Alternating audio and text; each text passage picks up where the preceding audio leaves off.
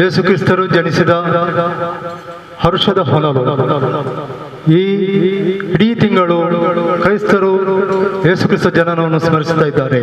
ಇವತ್ತು ನಾವಿಲ್ಲಿ ಉಳ್ಳಾಲ ವಲಯದಲ್ಲಿ ಸದ್ಭಾವನಾ ವೇದಿಕೆ ಉಳ್ಳಾಲ ಹಾಗೂ ಹೊಸಕುರಲ್ ಬಳಗ ಇವರ ಜಂಟಿ ಆಶ್ರಯದಲ್ಲಿ ಇವತ್ತು ನಾವಿಲ್ಲಿ ಕ್ರಿಸ್ಮಸ್ ಸೌಹಾರ್ದ ಸಮ್ಮೇಳನವನ್ನು ಏರ್ಪಡಿಸಿದ್ದೇವೆ. ಬಹಳ ಅತ್ಯುತ್ತಮವಾದ ಸಂಭ್ರಮ ಇದು. ಕಳೆದ ಹಲವಾರು ವರ್ಷಗಳಿಂದ ನಾವು ತೊಕ್ಕೋಟಿನ ಓಪನ್ ಸ್ಟೇಜ್ ಅಂಬೇಡ್ಕರ್ ಮೈದಾನದಲ್ಲಿ ಮಾಡ್ತಾ ಬರ್ತಾ ಇದ್ದೆವು. ಒಳ್ಳೆಯ ಕಾರ್ಯಕ್ರಮಗಳು ಇದ್ದವು. ಆದರೂ ಈ ಬಾರಿ ಕೆಲವು ನಿಮಗೆ ಗೊತ್ತಿದ್ದ ಪ್ರಕಾರ ಕೊರೋನಾದ ಭೀತಿಯಿಂದ ಎಲ್ಲ ಓಪನ್ ಸ್ಟೇಜ್ ಪ್ರೋಗ್ರಾಮ್ಗಳೆಲ್ಲ ಕ್ಯಾನ್ಸಲ್ ಆಗಿವೆ. ಈಗ ನಾವು ಇಂಡೋರು ಸ್ವಲ್ಪ ಜನ ಸೇರಿಸಿ ಮಾಡುವ ಕೆಲಸ ಕಾರ್ಯಕ್ರಮ ನಮ್ಮ ಊರಿನ ಮಹನೀಯರಿಗೆ ಗಣ್ಯರಿಗೆ ಆಮಂತ್ರಿಸಿ ಇವತ್ತಿನ ಈ ಸಂವಾದ ಸಮ್ಮೇಳನವನ್ನು ನಾವು ಮಾಡ್ತಾ ಇದ್ದೇವೆ. ಆತ್ಮೀಯರೇ, ಇವತ್ತು ಈ ಸಮಾರಂಭಕ್ಕೆ ಅತಿಥಿ ಗಣ್ಯರು ಬಂದಿದ್ದಾರೆ. ಈವಾಗಲೇ ಅವರು ಆಗಮಿಸಿದ್ದಾರೆ. ಅವರನ್ನು ನಾನು ಈ ವೇದಿಕೆಗೆ ಆಮಂತ್ರಿಸ್ತಾ ಇದ್ದೇನೆ. ಇವತ್ತಿನ ಈ ಕಾರ್ಯಕ್ರಮದ ಉದ್ಘಾಟಕರಾಗಿ ಬಂದಿದ್ದಾರೆ ವಂದನೀಯ ಫಾದರ್ ಸಿಪ್ರಿಯನ್ ಪಿಂಟೋ, ಪೆಮ್ಮನೂರು ಇಗರ್ಜಿಯ ಧರ್ಮಗುರುಗಳು, ಹಾಗೂ ಇಲ್ಲಿ ಇವತ್ತಿನ ಸೌಹಾರ್ದ ಸಂದೇಶ ನೀಡ್ತಾ ಇದ್ದಾರೆ ವಂದನೀಯ ಫಾದರ್ ಅನಿಲ್ ಡಿಸೋಜಾ, ನಿರ್ದೇಶಕರು ಸೈಂಟ್ ಆಂಟೋನಿ ಆಶ್ರಮ ಮಂಗಳೂರು, ಜನಾಬ್ ಅಬ್ದುಲ್ ಖಾದರ್ ಕೊಕ್ಕಿಲ್ಲ, ಸಂಪಾದಕರು ಸನ್ಮಾರ್ಗ ವಾರಪತ್ರಿಕೆ, ಹಾಗೂ ಶ್ರೀ ಸದಾಶಿವ ಆಳ್ವ ತಲಪಾಡಿ, ಖ್ಯಾತ ಅಕ್ಷಗನ ಅರ್ಥಧಾರಿ. ಹಾಗೂ ಈ ವೇದಿಕೆಯಲ್ಲಿ ಗೌರವ ಉಪಸ್ಥಿತರಾಗಿದ್ದಾರೆ ಶ್ರೀ ಸದಾನಂದ ಬಂಗೇರ, ನಮ್ಮ ಗೌರವ ಅಧ್ಯಕ್ಷರು ಸದ್ಭಾವನಾ ವೇದಿಕೆ ಉಳ್ಳಾಲ, ಶ್ರೀ ಕೆ ರವೀಂದ್ರ ಶೆಟ್ಟಿ ಉಳಿದೊಟ್ಟು, ಅಧ್ಯಕ್ಷರು ಕರ್ನಾಟಕ ಅಲೆಮಾರಿ ಮತ್ತು ಅರೆ ಅಲೆಮಾರಿ ಅಭಿವೃದ್ಧಿ ನಿಗಮದ ನಿಯಮಿತರು, ಶ್ರೀ ಕೃಷ್ಣಗಟ್ಟಿ ಮಾಜಿ ಜಿಲ್ಲಾ ಧಾರ್ಮಿಕ ಸದಸ್ಯರು, ಹಾಗೂ ಜನಾಬ್ ಇಸ್ಮಾಯಿಲ್, ಇವರೆಲ್ಲರನ್ನು ಈ ವೇದಿಕೆಗೆ ಸದ್ಭಾವನಾ ವೇದಿಕೆಯ ಅಧ್ಯಕ್ಷರಾದ ಶ್ರೀಮಾನ್ ಪ್ರಸಾದ್ ರಾಯ್ ಕಲ್ಲಿಬಾರ್ ಅವರು ಕರೆದುಕೊಂಡು ಬರಬೇಕಾಗಿ ನಾನು ಕೇಳಿಕೊಳ್ತಾ ಇದ್ದೇನೆ.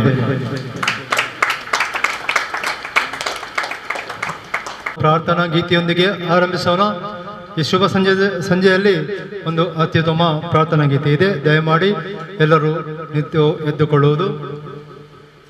ಪ್ರಾರ್ಥನಾ ಗೀತೆಯನ್ನು ಕೇಳಿ ಈ ಕಾರ್ಯಕ್ರಮವನ್ನು ಆರಂಭಿಸೋಣ. ನೀನೊಡೆಯನು ದೇವಾ, ನೀನು ಮಹಾಮಹಿಮನು, ಭೂಮಿ ಆಕಾಶಗಳ ಸೃಷ್ಟಿಸಿದವನು, ಸಕಲ ಸ್ತುತಿಗಳೆಲ್ಲವೂ ನಿನಗೆ ಮಾತ್ರ ಮೀಸಲು. ನೀನೊರುವನೇ ದೇವಾ ಲೋಕಪಾಲಕನು, ನೀನೊಡೆಯನು ದೇವಾ, ನೀನು ಮಹಾಮಹಿಮನು, ಭೂಮಿ ಆಕಾಶಗಳ ಸೃಷ್ಟಿಸಿದವನು, ಸಕಲ ಸ್ತುತಿಗಳೆಲ್ಲವೂ ನಿನಗೆ ಮಾತ್ರ ಮೀಸಲು. ನೀನೊರುವನೇ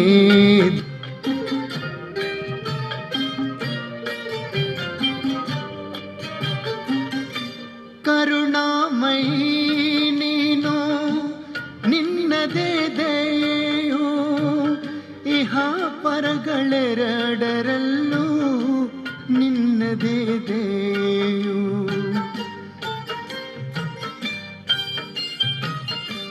ಕರುಣಾಮಯಿ, ನೀನು ನಿನ್ನದೇ ದಯೆಯು ಇಹ ಪರಗಳೆರಡರಲ್ಲೂ ನಿನ್ನದೇ ದಯೆಯು. ನಿರ್ಣಾಯಕ ದಿನದ ನೀನೊಡೆಯನಂದು, ಜೀವಿಗಳಿಗೆಲ್ಲ ಕೊಡುವೆ ನ್ಯಾಯವನ್ನು ಅಂದು. ನೀನೊಡೆಯನೋ ದೇವಾ, ನೀನು ಮಹಾಮಹಿಮನು, ಭೂಮಿ ಆಕಾಶಗಳ ಸೃಷ್ಟಿಸಿದವನು.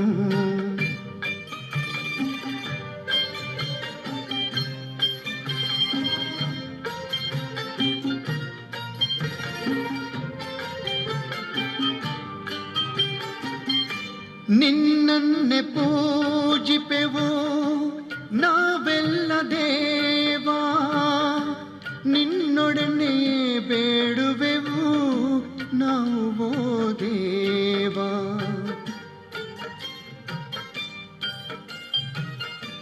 ನಿನ್ನನ್ನೇ ಪೂಜಿಪೆವು ನಾವೆಲ್ಲ ದೇವಾ, ನಿನ್ನೊಡನೆ ಬೇಡುವೆವು ನಾವು ಓ ದೇವಾ.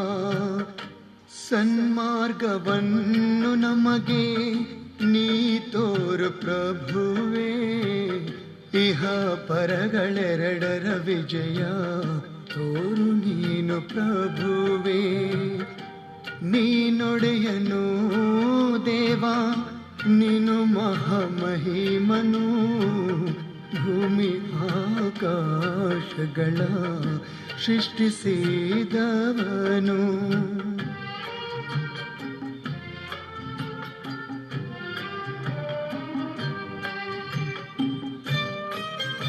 ಯಾವುದೇ ಕಾರ್ಯಕ್ರಮಕ್ಕೆ ನಮ್ಮೊಟ್ಟಿಗಿದ್ದಾರೆ ರವೀಂದ್ರ ಶೆಟ್ಟಿ ಉಳಿದೋಟ್ನವರು.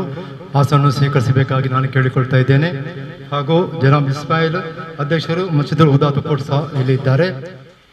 ಯಾವುದೇ ಕಾರ್ಯಕ್ರಮಕ್ಕೆ ಬಂದವರನ್ನು ಸ್ವಾಗತಿಸುವುದು ನಮ್ಮ ಕೆಲಸ. ಅಂತೆಯೇ ಇವತ್ತಿನ ಎಲ್ಲ ಅತಿಥಿ ಗಣ್ಯರನ್ನು ಸ್ವಾಗತಿಸಲು ಮುಂದೆ ಬರುತ್ತಿದ್ದಾರೆ ಹೊಸ ಕುರಳ್ ವಿಭಾಗದ ಮುಖ್ಯಸ್ಥರಾದ ಶ್ರೀಮಾನ್ ವಿದ್ಯಾಧರ್ ಶೆಟ್ಟಿ ಅವರು. ಎಲ್ಲ ಆತ್ಮೀಯ ಬಂಧುಗಳಿಗೆ ನಮಸ್ಕರಿಸುತ್ತಾ,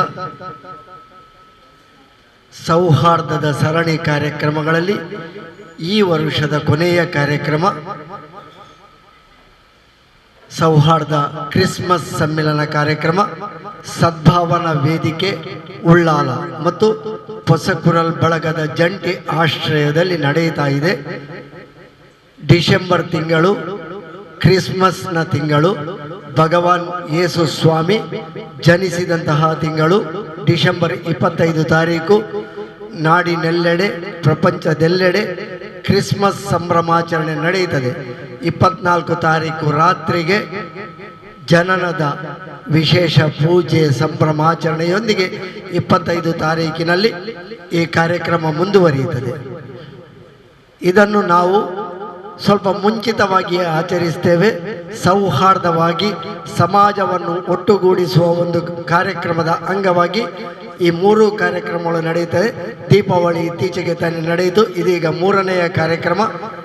ಈ ಕಾರ್ಯಕ್ರಮವನ್ನು ದೀಪ ಪ್ರಜ್ವಲನೆಯೊಂದಿಗೆ ಕ್ರಿಸ್ಮಸ್ನ ಸಂದೇಶವನ್ನು ನಮಗೆ ನೀಡಲಿಕ್ಕೆ ಇಲ್ಲಿಗೆ ಆಗಮಿಸಿದ್ದಾರೆ ನಮ್ಮ ಹತ್ತಿರದ ಸಂತ ಸೆಬೆಸ್ಟಿಯನ್ ಧರ್ಮ ಕೇಂದ್ರದ ಪ್ರಧಾನ ಧರ್ಮಗುರುಗಳು ವಂದನೀಯ ಫಾದರ್ ಸಿಪ್ರಿಯನ್ ಪಿಂಟೋ ಇವರಿಗೆ ನಾನು ಸದ್ಭಾವನಾ ವೇದಿಕೆ ಮತ್ತು ಹೊಸಕುರಲ್ ಬಳಗ ಹಾಗೂ ಎಲ್ಲ ಸಜ್ಜನ ಬಂಧುಗಳ ಪರವಾಗಿ ಹಾರ್ದಿಕವಾದಂತಹ ಸ್ವಾಗತವನ್ನು ಬಯಸ್ತೇನೆ. ಇವರಿಗೆ ನಮ್ಮ ಸದ್ಭಾವನಾ ವೇದಿಕೆಯ ಸದಸ್ಯರು ಇಸಾಕ್ ಕಲ್ಲಾಪ್ ಇವರು ಬಂದು ಸ್ವಾಗತದ ಗೌರವಾರ್ಪಣೆಯನ್ನು ನೀಡಬೇಕಾಗಿ ಕೇಳಿಕೊಳ್ತಾ ಇದ್ದೇನೆ. ಹಾಗೆ ಕಾರ್ಯಕ್ರಮದ ಅಧ್ಯಕ್ಷತೆಯನ್ನು ವಹಿಸಿದ್ದಾರೆ ಸದ್ಭಾವನಾ ವೇದಿಕೆಯ ಅಧ್ಯಕ್ಷರು ಶ್ರೀಯುತ ಪ್ರಸಾದ್ ರೈ ಕಲ್ಲಿಮಾರ್ರವರು. ಮೋಡಿ ಜೇರ ಶ್ರೀ ದುರ್ಗಾ ಪರಮೇಶ್ವರಿ ಕ್ಷೇತ್ರ ಸೇರಿದಂತೆ ಅವರದ್ದೇ ಆದಂತಹ ಕೋಣಾಜೆಯ ಶ್ರೀ ಉಳ್ಳಾಲ್ತಿ ಅಮ್ಮನವರ ಕ್ಷೇತ್ರ ಮುಂತಾದ ಕ್ಷೇತ್ರಗಳಲ್ಲಿ ಆಡಳಿತ ಮುಕ್ತೇಶ್ವರರಾಗಿ, ಸೇವಾ ಸಮಿತಿಯ ಅಧ್ಯಕ್ಷರಾಗಿ, ಹಲವಾರು ಧಾರ್ಮಿಕ ಕ್ಷೇತ್ರಗಳು, ಸಂಘ ಸಂಸ್ಥೆಗಳು, ಲಯನ್ಸ್ ಕ್ಲಬ್ ಮಂಗಳ ಗಂಗೋತ್ರಿ ಈ ಎಲ್ಲ ಸಾಮಾಜಿಕ ಸೇವಾ ಚಟುವಟಿಕೆಗಳಲ್ಲಿ, ಧಾರ್ಮಿಕ ಕ್ಷೇತ್ರಗಳಲ್ಲಿ ತನ್ನನ್ನು ಸದಾ ನಿರಂತರವಾಗಿ ತೊಡಗಿಸಿಕೊಂಡಿರುವಂತಹ ನಮ್ಮ ಸದ್ಭಾವನಾ ವೇದಿಕೆಯ ಅಧ್ಯಕ್ಷರಾಗಿಯೂ ಕಳೆದ 5 ವರ್ಷಗಳಿಂದ ಈ ಸಂಸ್ಥೆಯನ್ನು ಸಮಾನ ಮನಸ್ಕರ ಒಂದು ಸಂಘಟನೆಯಾಗಿ ಮುನ್ನಡೆಸುತ್ತಿರುವಂತಹ ಶ್ರೀಯುತ ಪ್ರಸಾದ್ ರೈ ಕಲ್ಲಿಮಾರ್ ಇವರಿಗೂ ಕೂಡ ಎಲ್ಲರ ಪರವಾಗಿ ಆತ್ಮೀಯವಾದಂತಹ ಸ್ವಾಗತವನ್ನು ಬಯಸ್ತೇನೆ. ಇವರಿಗೆ ನಮ್ಮ ಸಂಸ್ಥೆಯ ಸದಸ್ಯರು, ಕಾರ್ಯದರ್ಶಿಗಳು ಶ್ರೀಯುತ ಉಮ್ಮರ್ ಬಚೀರ್ ಇವರು ಬಂದು ಸ್ವಾಗತದ ಗೌರವಾರ್ಪಣೆಯನ್ನು ಮಾಡಬೇಕಾಗಿ ಕೇಳಿಕೊಳ್ತಾ ಇದ್ದೇನೆ. ಹಾಗೆ ಈ ಕಾರ್ಯಕ್ರಮದಲ್ಲಿ ಸೌಹಾರ್ದ ಸಂದೇಶ, ಈ ಕಾರ್ಯಕ್ರಮದ ವಿಶೇಷತೆಯೇ ಸೌಹಾರ್ದ ಸಂದೇಶ.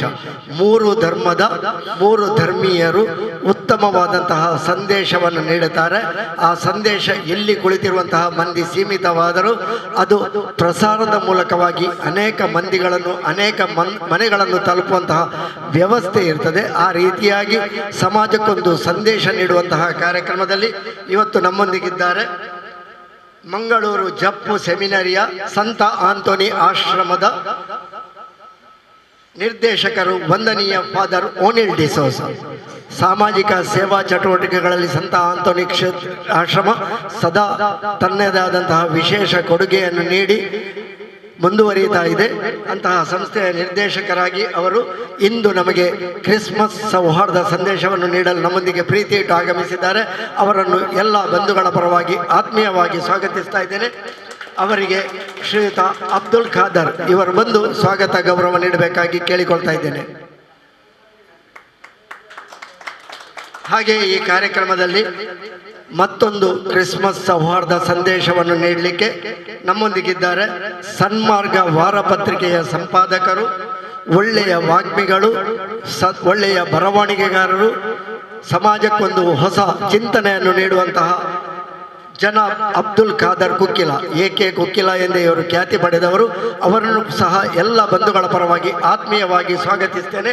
ಅವರಿಗೆ ನಮ್ಮ ಸಂಸ್ಥೆಯ ಆಲ್ಫ್ರೆಡ್ ಡಿಸೋಜಾ ಇವರು ಬಂದು ಸ್ವಾಗತ ಗೌರವವನ್ನು ನೀಡಬೇಕಾಗಿ ವಿನಂತಿ ಮಾಡಿಕೊಳ್ತಾ ಇದ್ದೇನೆ.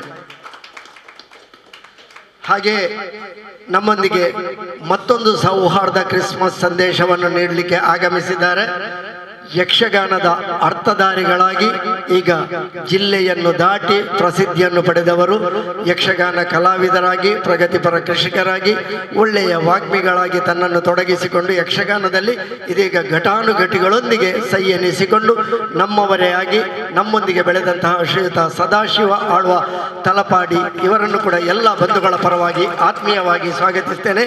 ಇವರಿಗೆ ಶ್ರೀಯುತ ಜಾಸ್ಲಿನ್ ಮಾಸ್ಟರ್, ನಮ್ಮ ಸಂಸ್ಥೆಯ ಉಪಾಧ್ಯಕ್ಷರು ಶ್ರೀಯುತ ಜಾಸ್ಲಿನ್ ಮಾಸ್ಟರ್ ಇವರು ಬಂದು ಸ್ವಾಗತ ಗೌರವ ನೀಡಬೇಕಾಗಿ ವಿನಂತಿ ಮಾಡಿಕೊಳ್ತಾ ಇದ್ದೇನೆ.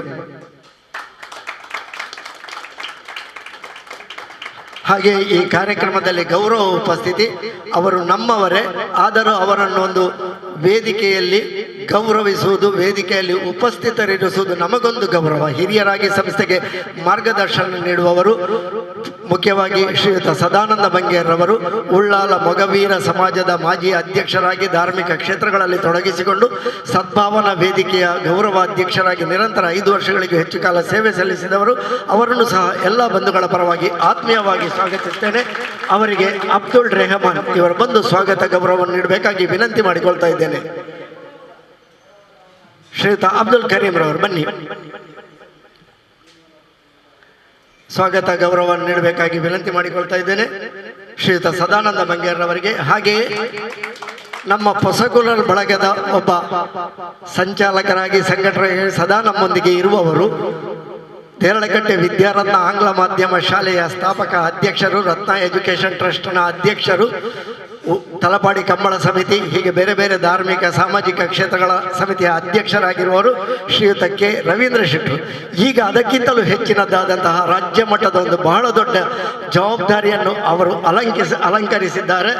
ಕರ್ನಾಟಕ ರಾಜ್ಯ ಅಲೆಮಾರಿ ಮತ್ತು ಅರೆ ಅಲೆಮಾರಿ ಅಭಿವೃದ್ಧಿ ಮಂಡಳಿಯ ಅಧ್ಯಕ್ಷರಾಗಿ ಬಹಳ ದೊಡ್ಡ ರಾಜ್ಯ ಮಟ್ಟದ ಒಂದು ಹೊಣೆಗಾರಿಕೆಯನ್ನು ವಹಿಸಿಕೊಂಡಿದ್ದಾರೆ. ನಮ್ಮವರು ಅಂತ ಹೇಳಿಕೊಳ್ಳಿಕ್ಕೆ ಹೆಮ್ಮೆ ಆಗ್ತದೆ. ಅವರನ್ನು ಆತ್ಮೀಯವಾಗಿ ಎಲ್ಲರ ಪರವಾಗಿ ಸ್ವಾಗತಿಸ್ತಾ ಇದ್ದೇನೆ. ಅವರಿಗೆ AH ಮಹಮ್ಮದ್ ಇವರು ಬಂದು ಸ್ವಾಗತ ಗೌರವವನ್ನು ನೀಡಬೇಕಾಗಿ ಕೇಳಿಕೊಳ್ತಾ ಇದ್ದೇನೆ.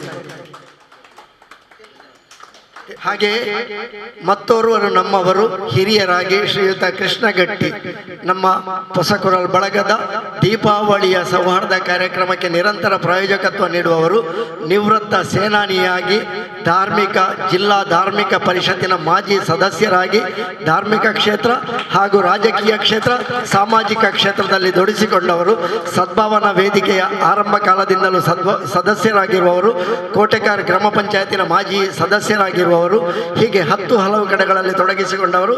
ಅವರನ್ನು ಕೂಡ ಆತ್ಮೀಯವಾಗಿ ಎಲ್ಲರ ಪರವಾಗಿ ಸ್ವಾಗತಿಸ್ತಾ ಇದ್ದೇನೆ. ಅವರಿಗೆ ಶ್ರೀಯುತ ಅಬ್ದುಲ್ ರಹೀಂ ಇವರು ಬಂದು ಸ್ವಾಗತ ಗೌರವವನ್ನು ನೀಡಬೇಕಾಗಿ ಕೇಳಿಕೊಳ್ತಾ ಇದ್ದೇನೆ.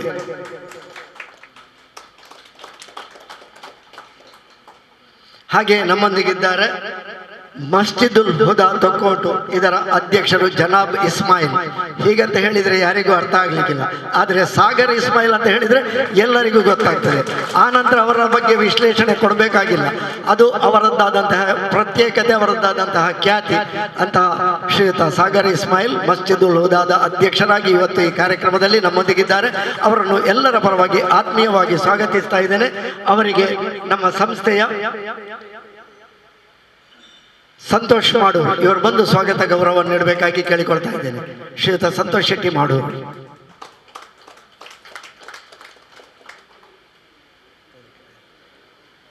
ಸಭಾ ಸಂಪ್ರದಾಯದಂತೆ ವೇದಿಕೆಯಲ್ಲಿರುವಂತಹ ಎಲ್ಲ ಗಣ್ಯರನ್ನು ಸ್ವಾಗತಿಸಿ ಆಗಿದೆ. ಆದರೆ ಒಂದು ಸಭಾ ಕಾರ್ಯಕ್ರಮ ಅದು ಯಶಸ್ವಿಯಾಗಬೇಕಿದ್ರೆ ವೇದಿಕೆಯ ಮುಂದೆ ಎಷ್ಟು ಗಣ್ಯರಿದ್ದಾರೋ ಅಷ್ಟೇ ಗಣ್ಯರು ವೇದಿಕೆಯ ಮುಂಭಾಗದಲ್ಲಿಯೂ ಬೇಕಾಗ್ತದೆ.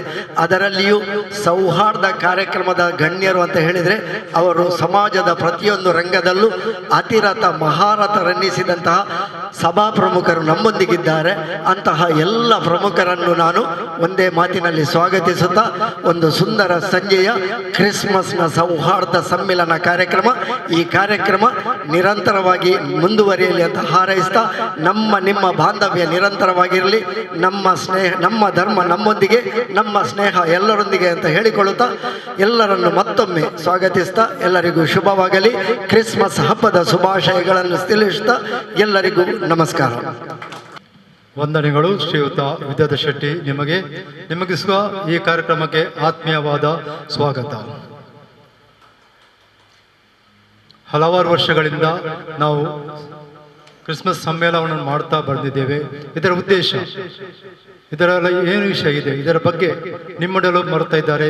ಈ ಕಾರ್ಯಕ್ರಮದ ಪ್ರಸ್ತಾವಿಕ ಭಾಷಣ ಮಾಡಲು ಸದ್ಭಾವನಾ ವೇದಿಕೆಯ ಉಪಾಧ್ಯಕ್ಷರಾದ ಶ್ರೀಮಾನ್ ಜಾಸ್ಲಿನ್ ಡಿಸೋಜ. ಕ್ರಿಸ್ಮಸ್ ಸೌಹಾರ್ದದ ಬಗ್ಗೆ ಇವತ್ತು ನಮಗೆ ಸಂದೇಶವನ್ನು ನೀಡಲು ವೇದಿಕೆ ಮೇಲೆ ಮುಂಭಾಗದಲ್ಲಿ 3 ಧರ್ಮದ ಗಣ್ಯರನ್ನು ನಾವು ಆಹ್ವಾನಿಸಿದ್ದೇವೆ. ಅವರು ನೀಡಲಿರುವ ಪ್ರಸ್ತುತ ಪರಿಸ್ಥಿತಿಯಲ್ಲಿ ಈ ನಮ್ಮ ಸದ್ಭಾವನಾ ವೇದಿಕೆ ಮತ್ತು ಪೊಸಕುರಲ್ ಬಳಗ ಕಳೆದ ಅನೇಕ ವರ್ಷಗಳಿಂದ ಈ ಕ್ರಿಸ್ಮಸ್ ಸೌಹಾರ್ದ ಕೂಟವನ್ನು ನಾವು ಹಮ್ಮಿಕೊಂಡಿದ್ದೇವೆ. ಅನೇಕ ಬಾರಿ ಕೆಲವರು ನಮಗೆ ಪ್ರಶ್ನೆ ಕೇಳಿದ್ದು ಉಂಟು, ನೀವು ಖರ್ಚು ಮಾಡ್ತೀರಾ, ದುಂದು ವೆಚ್ಚ ಮಾಡ್ತೀರಾ, ಹಲವಾರು ಮಂದಿಯನ್ನು ನೀವು ಸೇರಿಸಿಕೊಂಡು ಇಂತಹ ಸೌಹಾರ್ದ ಕೂಟಗಳನ್ನು ಹಮ್ಮಿ ನಿಮಗೆ ಏನು ದೊರೆಯುತ್ತದೆ, ಇದರ ಫಲ ಏನು? ಇವತ್ತು ನಾವು 150 ಕಡಿಮೆ ಪಕ್ಷ 100 ಮಂದಿ ಇದ್ದೇವೆ. ಎಲ್ಲರೂ ಸೌಹಾರ್ದದಿಂದ ಬಾಳಲಿಕ್ಕೆ ತುಂಬ ಕಷ್ಟ, ಎಲ್ಲರನ್ನೂ ಪರಿವರ್ತನೆ ಮಾಡುವುದಕ್ಕೆ ತುಂಬ ಕಷ್ಟ.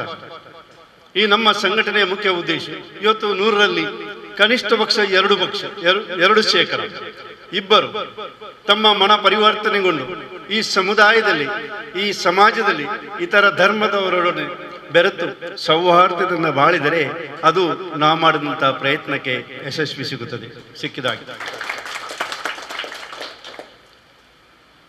ಈ ಇತ್ತೀಚಿನ ದಿನಗಳಲ್ಲಿ ನಾವು ಪತ್ರಿಕೆಗಳಲ್ಲಿ ಓದ್ತೀವಿ, ಮಾಧ್ಯಮಗಳಲ್ಲಿ ಓದ್ತೇವೆ. ಏನು ಓದ್ತೇವೆ?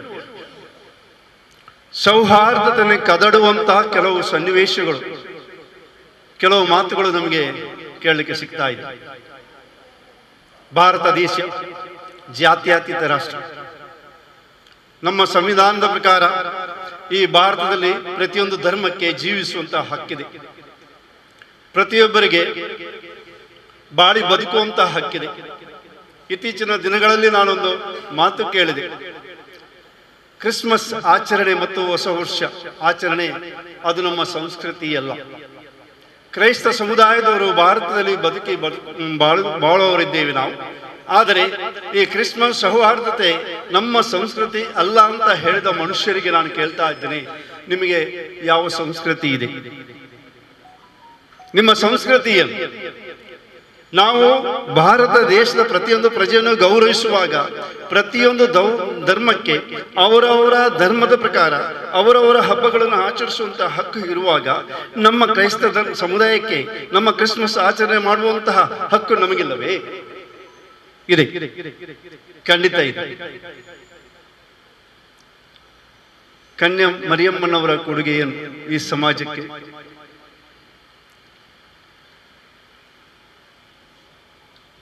ಇದು ಕೂಡ ಒಂದು ಮಾತು ನಾನು ಕೇಳಿದ್ದೆ, ಕನ್ಯಾ ಮರಿಯಮ್ಮನವರ ಕೊಡುಗೆ ಏನು ಅಂತ. ಒಮ್ಮೆ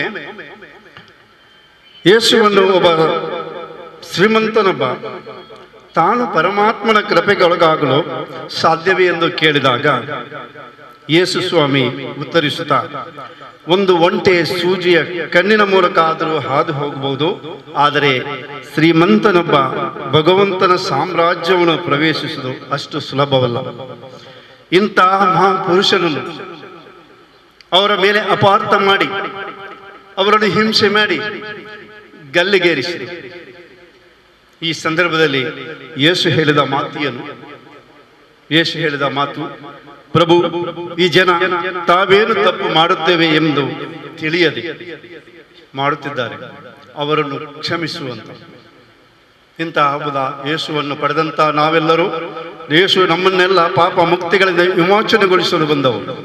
ಮರಿಯಮ್ಮನವರು ತಮ್ಮ ಮಗನನ್ನು ಸಮಾಜದ ಒಳಿತಿಗೋಸ್ಕರ ಬಿಟ್ಟು ಹೋದರು.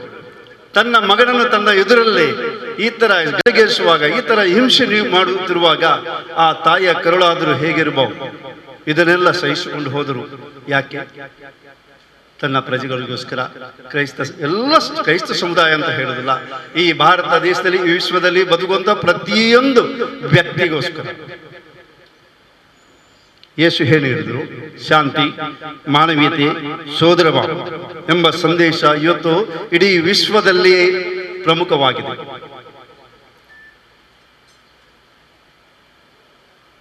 ಕಾಣದ ದೇವರನ್ನು ಪ್ರೀತಿಸುವ ನೀನು ನಿನ್ನ ಸೋದರಿಯನ್ನು ಮೊದಲು ಪ್ರೀತಿಸು. ಇದು ಯೇಸು ಹೇಳಿದ್ರು. ಕಾಣದ ದೇವರನ್ನು ನೀನು ಪ್ರೀತಿಸ್ತೀಯಾದ್ರೆ ನಿನ್ನ ಸಹೋದರರನ್ನು ಮೊದಲು ಪ್ರೀತಿಸು. ಮಾತ್ರವಲ್ಲದೆ ನಿನ್ನ ಬಲಕೆನ್ನೆಗೆ ಹೊಡೆದರೆ ನಿನ್ನ ಎಡಕೆನ್ನೆಯನ್ನು ತೋರಿಸು ಅಂತ ಹೇಳಿದರು ಯೇಸು ಕ್ರಿಸ್ತರು. ಇಂತಹ ಮಹಾಪುರುಷರನ್ನು ಜನ್ಮ ನೀಡಿದಂತಹ ಆ ಮರಿಯಮ್ಮ, ಇದು ನಮ್ಮ ಸಮಾಜಕ್ಕೆ, ನಮ್ಮ ವಿಶ್ವಕ್ಕೆ ನೀಡಿದ ಕೊಡುಗೆ ಅಲ್ಲವೇ? ಇದು ಅವರು ನೀಡಿದ ಕೊಡುಗೆ ಅಲ್ಲವೇ? ಹೌದು. ಪಾಪ ವಿಮೋಚನೆಗಳಿಂದ ಮುಕ್ತಿಗೊಳಿಸಲು ನಮ್ಮನ್ನು ಈ ಜನ್ಮಕ್ಕೆ, ಈ ಭೂಮಿಗೆ ಬಂದ ಯೇಸು ಕ್ರಿಸ್ತರು ನಮ್ಮನ್ನು ಖಂಡಿತವಾಗಿ ಹರಸುತ್ತಾರೆ.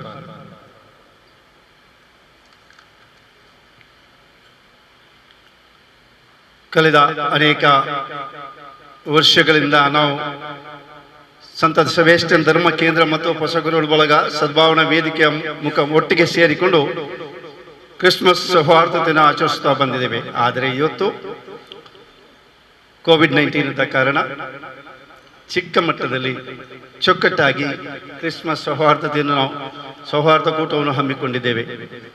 ನಿಮ್ಮನ್ನೆಲ್ಲ ಕರೆದಿದ್ದೇವೆ.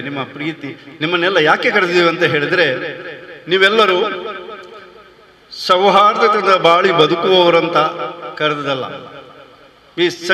ನಿಮಗೆ ಈ ಸಮಾಜದಲ್ಲಿ ತಾವು ಇತರ ಧರ್ಮದ ಜೊತೆಗೆ, ಇತರ ಸಮುದಾಯದ ಜೊತೆಗೆ ನಾವು ಸೌಹಾರ್ದತೆಯಿಂದ ಬದುಕಬೇಕೆಂಬ ಆಶಯದಿಂದ ನಾವು ನಿಮ್ಮನ್ನು ಕರೆದಿದ್ದೇವೆ. ಕಳೆದ 7-8 ವರ್ಷಗಳಿಂದ ನಾವು ನೋಡ್ತಾ ಇದ್ದೇನೆ, ಈ ಪರಿಸರದಲ್ಲಿ ಕೋಮುಗಲಭೆ ಎಂಬುದೇ ನಮಗೆ ಕಾಣಲಿಕ್ಕೆ ಸಿಕ್ಕಿಲ್ಲ. ಇದು ಯಾಕೆ ಸಿಗಲಿಲ್ಲ? ನಮಗೆ ಕೋಮುಗಲಭೆಗಳು ಇಲ್ಲ. ಯಾಕೆ ಇಲ್ಲ ಅಂತ ಹೇಳಿದ್ರೆ, ಇಂತಹ ಕೂಟಗಳು ಹಮ್ಮಿಕೊಂಡಾಗ ಜನರು ಇಂತಹ ಕೆಟ್ಟ ಕೂಟದಿಂದ ದೂರ ಇರುತ್ತಾರೆ. ಈ ಸದ್ಭಾವನಾ ವೇದಿಕೆ ದೀಪಾವಳಿ ಹಬ್ಬವನ್ನು ಆಚರಿಸಿದ್ದೇವೆ. ನಾವು ಈದ್ ಮಿಲಾದ್, ಮೊಹಮ್ಮದ್ ಪೈಗಂಬರ ಹುಟ್ಟು ಹಬ್ಬದ ತಿಂಗಳನ್ನು ಆಚರಣೆ ಮಾಡಿದ್ದೇವೆ. ನಾವು ಯಾಕೆ ಆಚರಣೆ ಮಾಡ್ತಾ ಇದ್ದೇವೆ ಅಂತ ಹೇಳಿದ್ರೆ, ನಾವೆಲ್ಲರೂ ಒಂದಾಗಬೇಕು, ನಾವೆಲ್ಲರೂ ಒಗ್ಗಟ್ಟಾಗಬೇಕು, ನಾವೆಲ್ಲರೂ ಒಟ್ಟಾಗಿ ಬಾಳಬೇಕು ಎಂಬುದೇ ನಮ್ಮ ಆಶಯ. ಮಗದೊಮ್ಮೆ ನಾನು ಹೇಳ್ತಾ ಇದ್ದೇನೆ, ಭಾರತ ದೇಶ ಜಾತ್ಯತೀತ ರಾಷ್ಟ್ರ. ಇದನ್ನು ಯಾರು ಮರೆಯುವಂತಾಗಿಲ್ಲ. ಯಾಕೆಂತ ಹೇಳಿದ್ರೆ, ಯಾರ ಮಾತಿಗೂ ನಾವು ಕಿವಿಗೊಡದೆ ನಾವು ಭಾರತ ದೇಶದಲ್ಲಿ ಬದುಕುವವರು, ನಾವು ಹಿಂದೂ, ಮುಸ್ಲಿಂ, ಕ್ರೈಸ್ತರು, ನಮ್ಮೊಳಗೆ ವಿಷದ ಬೀಜ ಬಿತ್ತುವವರು ಅನೇಕ ಮಂದಿದ್ದಾರೆ. ಅಂತ ಮಾತುಗಳಿಗೆ ಕಿವಿಗೊಡದೆ, ಅಂತ ಮಾತುಗಳಿಗೆ ನಾವು ಆಸ್ಪದ ಕೊಡದೆ, ನಮ್ಮ ವ್ಯಕ್ತಿತ್ವಕ್ಕೆ ನಾವು ತಕ್ಕಂತೆ ನಾವು ಬಾಳಲಿಕ್ಕೆ ನಾವು ಪ್ರಯತ್ನ ಮಾಡಬೇಕು. ನಮ್ಮ ಧರ್ಮವನ್ನು ನಾವು ಗೌರವಿಸಬೇಕು. ಕ್ರೈಸ್ತ ಧರ್ಮವನ್ನು ಕ್ರೈಸ್ತರು ಗೌರವಿಸಬೇಕು. ಹಾಗಂತ ಹೇಳಿದರೆ ಹಿಂದೂ ಧರ್ಮ, ಇಸ್ಲಾಂ ಧರ್ಮವನ್ನು ನಿರ್ಲಕ್ಷ್ಯ ಮಾಡುವುದಲ್ಲ. ಆ ಧರ್ಮಕ್ಕೂ ಗೌರವ ಕೊಡಬೇಕು. ಆ ಧರ್ಮದ ತತ್ವಗಳೇನಿದೆ ಅದನ್ನು ತಿಳಿದುಕೊಳ್ಬೇಕು. ಅದೇ ರೀತಿ ಹಿಂದೂಗಳು ಮತ್ತು ಮುಸ್ಲಿಮರು ಕ್ರೈಸ್ತ ಧರ್ಮಕ್ಕೂ ಗೌರವ ಕೊಡಬೇಕು. ಹೀಗೆ ಬದುಕಿದರೆ ಮಾತ್ರ ನಾವು ಖಂಡಿತವಾಗಿ ಈ ಸಮಾಜದಲ್ಲಿ ಸೌಹಾರ್ದತೆಯನ್ನು ರೂಪಿಸಲಿಕ್ಕೆ ಖಂಡಿತವಾಗಿ ಸಾಧ್ಯ. ಮಗದೊಮ್ಮೆ ಹೇಳುವುದು, ನಾನು ನಿಮ್ಮಲ್ಲಿ ವಿನಂತಿಸಿಕೊಳ್ಳುವುದಂತ ಒಂದೇ ಮಾತು, ನಮ್ಮ ಸಂಘದ ಆಶಯ, ನಮ್ಮ ಸಂಘಟನೆಯ ಆಶಯ ಮತ್ತು ನಮ್ಮ ಸಮಾಜದ ಆಶಯ ಏನಂತ ಹೇಳಿದ್ರೆ, ಒಂದು ಧರ್ಮವನ್ನು ಇನ್ನೊಂದು ಧರ್ಮದವರು ಟೀಕಿಸುವುದಲ್ಲ, ಗೌರವಿಸಬೇಕು. ಅವರವರ ಧರ್ಮದ ಪ್ರಕಾರ ಅವರ ಆಚರಣೆಗಳು ನಡೀತಾ ಇದೆ, ಅವರವರ ಧರ್ಮದ ಪ್ರಕಾರ ಅವರ ಸಂಸ್ಕೃತಿ ಬೆಳೀತಾ ಇದೆ. ಹೀಗಿರುವಾಗ ನಾವು ಎಲ್ಲರೂ ಒಟ್ಟಾಗಿ ಬಾಳೋಣ. ಖಂಡಿತವಾಗಿ ಇವತ್ತಿಲ್ಲಿ ಸೇರಿದವರಲ್ಲಿ ಎಲ್ಲರೂ ಕೂಡ ನಾವು ಈ ಸಮಾಜದಲ್ಲಿ, ಈ ಪರಿಸರದಲ್ಲಿ ಸೌಹಾರ್ದತೆಯನ್ನು ಬೆಳೆಸಲಿಕ್ಕೆ ನಾವು ಪ್ರಯತ್ನ ಪಡೋಣ. ಮುಂದಿನ ದಿನಗಳಲ್ಲಿ ಕ್ರಿಸ್ಮಸ್ ಹಬ್ಬವನ್ನು ಆಚರಣೆ ಮಾಡುವ ಈ ಸಂದರ್ಭದಲ್ಲಿ ನಿಮಗೆಲ್ಲರಿಗೂ ಕ್ರಿಸ್ಮಸ್ ಹಬ್ಬದ ಶುಭಾಶಯನ್ನು ಕೋರ್ತಾ ಇದ್ದೇನೆ. ಆ ಯೇಸು ಕ್ರಿಸ್ತರು ನಿಮ್ಮೆಲ್ಲರನ್ನು ಹರಸಿ ಆಶೀರ್ವದಿಸಲಿ. ಮುಂದಿನ ಶೈಕ್ಷಣಿಕ ವರ್ಷವು ನಮಗೆಲ್ಲರಿಗೂ ಹರ್ಷದಾಯಕವಾಗಲಿ. ಮುಂದಿನ ಶೈಕ್ಷಣಿಕ ವರ್ಷದಲ್ಲಿ ನಾವೆಲ್ಲರೂ ಸಂತೋಷದಿಂದ ಬಾಳುವಂತಾಗಲಿ ಅಂತ ಹಾರೈಸುತ್ತಾ ನನ್ನೆರಡು ಮಾತುಗಳನ್ನು ಕೊನೆಗೊಳಿಸ್ತೇನೆ. ಜೈ ಹಿಂದ್. ಒಂದು ಉತ್ತಮ ಪ್ರಸ್ತಾವಿಕ ಭಾಷಣವನ್ನು ಮಾಡಿದ ಶ್ರೀಮಾನ್ ಜೋಸನ್ ಡಿಸೋಜ ನಿಮಗೆ ವಂದನೆಗಳು. ಕಾರ್ಯಕ್ರಮವನ್ನು ನಾವು ಉದ್ಘಾಟನೆ ಮಾಡ್ತಾ ಇದ್ದೇವೆ. ನಾನು ವಿನಂತಿ ಮಾಡ್ತೇನೆ, ಕಾರ್ಯಕ್ರಮದ ಅಧ್ಯಕ್ಷರಾದ ವಂದನೀಯ ಫಾದರ್ ಸಿಪ್ರಿಯನ್ ಪಿಂಟೋ ನಮ್ಮ ಅಧ್ಯಕ್ಷರೊಟ್ಟಿಗೆ ಹಾಗೂ ಇತರ ಗಣ್ಯರೊಂದಿಗೆ ಎದುರು ಬಂದು ಈ ದೀಪವನ್ನು ಪ್ರಜ್ವಲಿಸುವುದು, ಕಾರ್ಯಕ್ರಮವನ್ನು ಉದ್ಘಾಟಿಸುವುದು.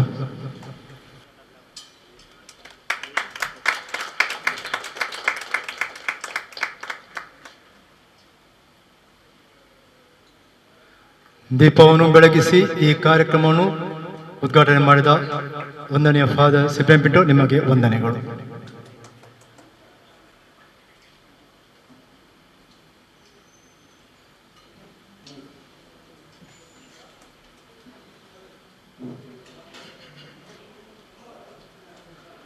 ಇವಾಗ ಉದ್ಘಾಟಕರಿಂದ ಅವರ ಸಂದೇಶವನ್ನು ನಾವು ಆಲಿಸೋಣ. ಸದ್ಭಾವನಾ ವೇದಿಕೆ ಉಳ್ಳಾಲ ಮತ್ತು ಪೊಸಕೂರಲ್ ಬಳಗ ಇದರ ಆಶ್ರಯದಲ್ಲಿ ಕ್ರಿಸ್ಮಸ್ ಸೌಹಾರ್ದ ಸಮ್ಮಿಲನ ಕಾರ್ಯಕ್ರಮ. ಪ್ರಿಯರೇ, ಕ್ರಿಸ್ಮಸ್ ಸಂಭ್ರಮದ ಹಬ್ಬ, ವಿಜೃಂಭಣೆಯ ಹಬ್ಬ.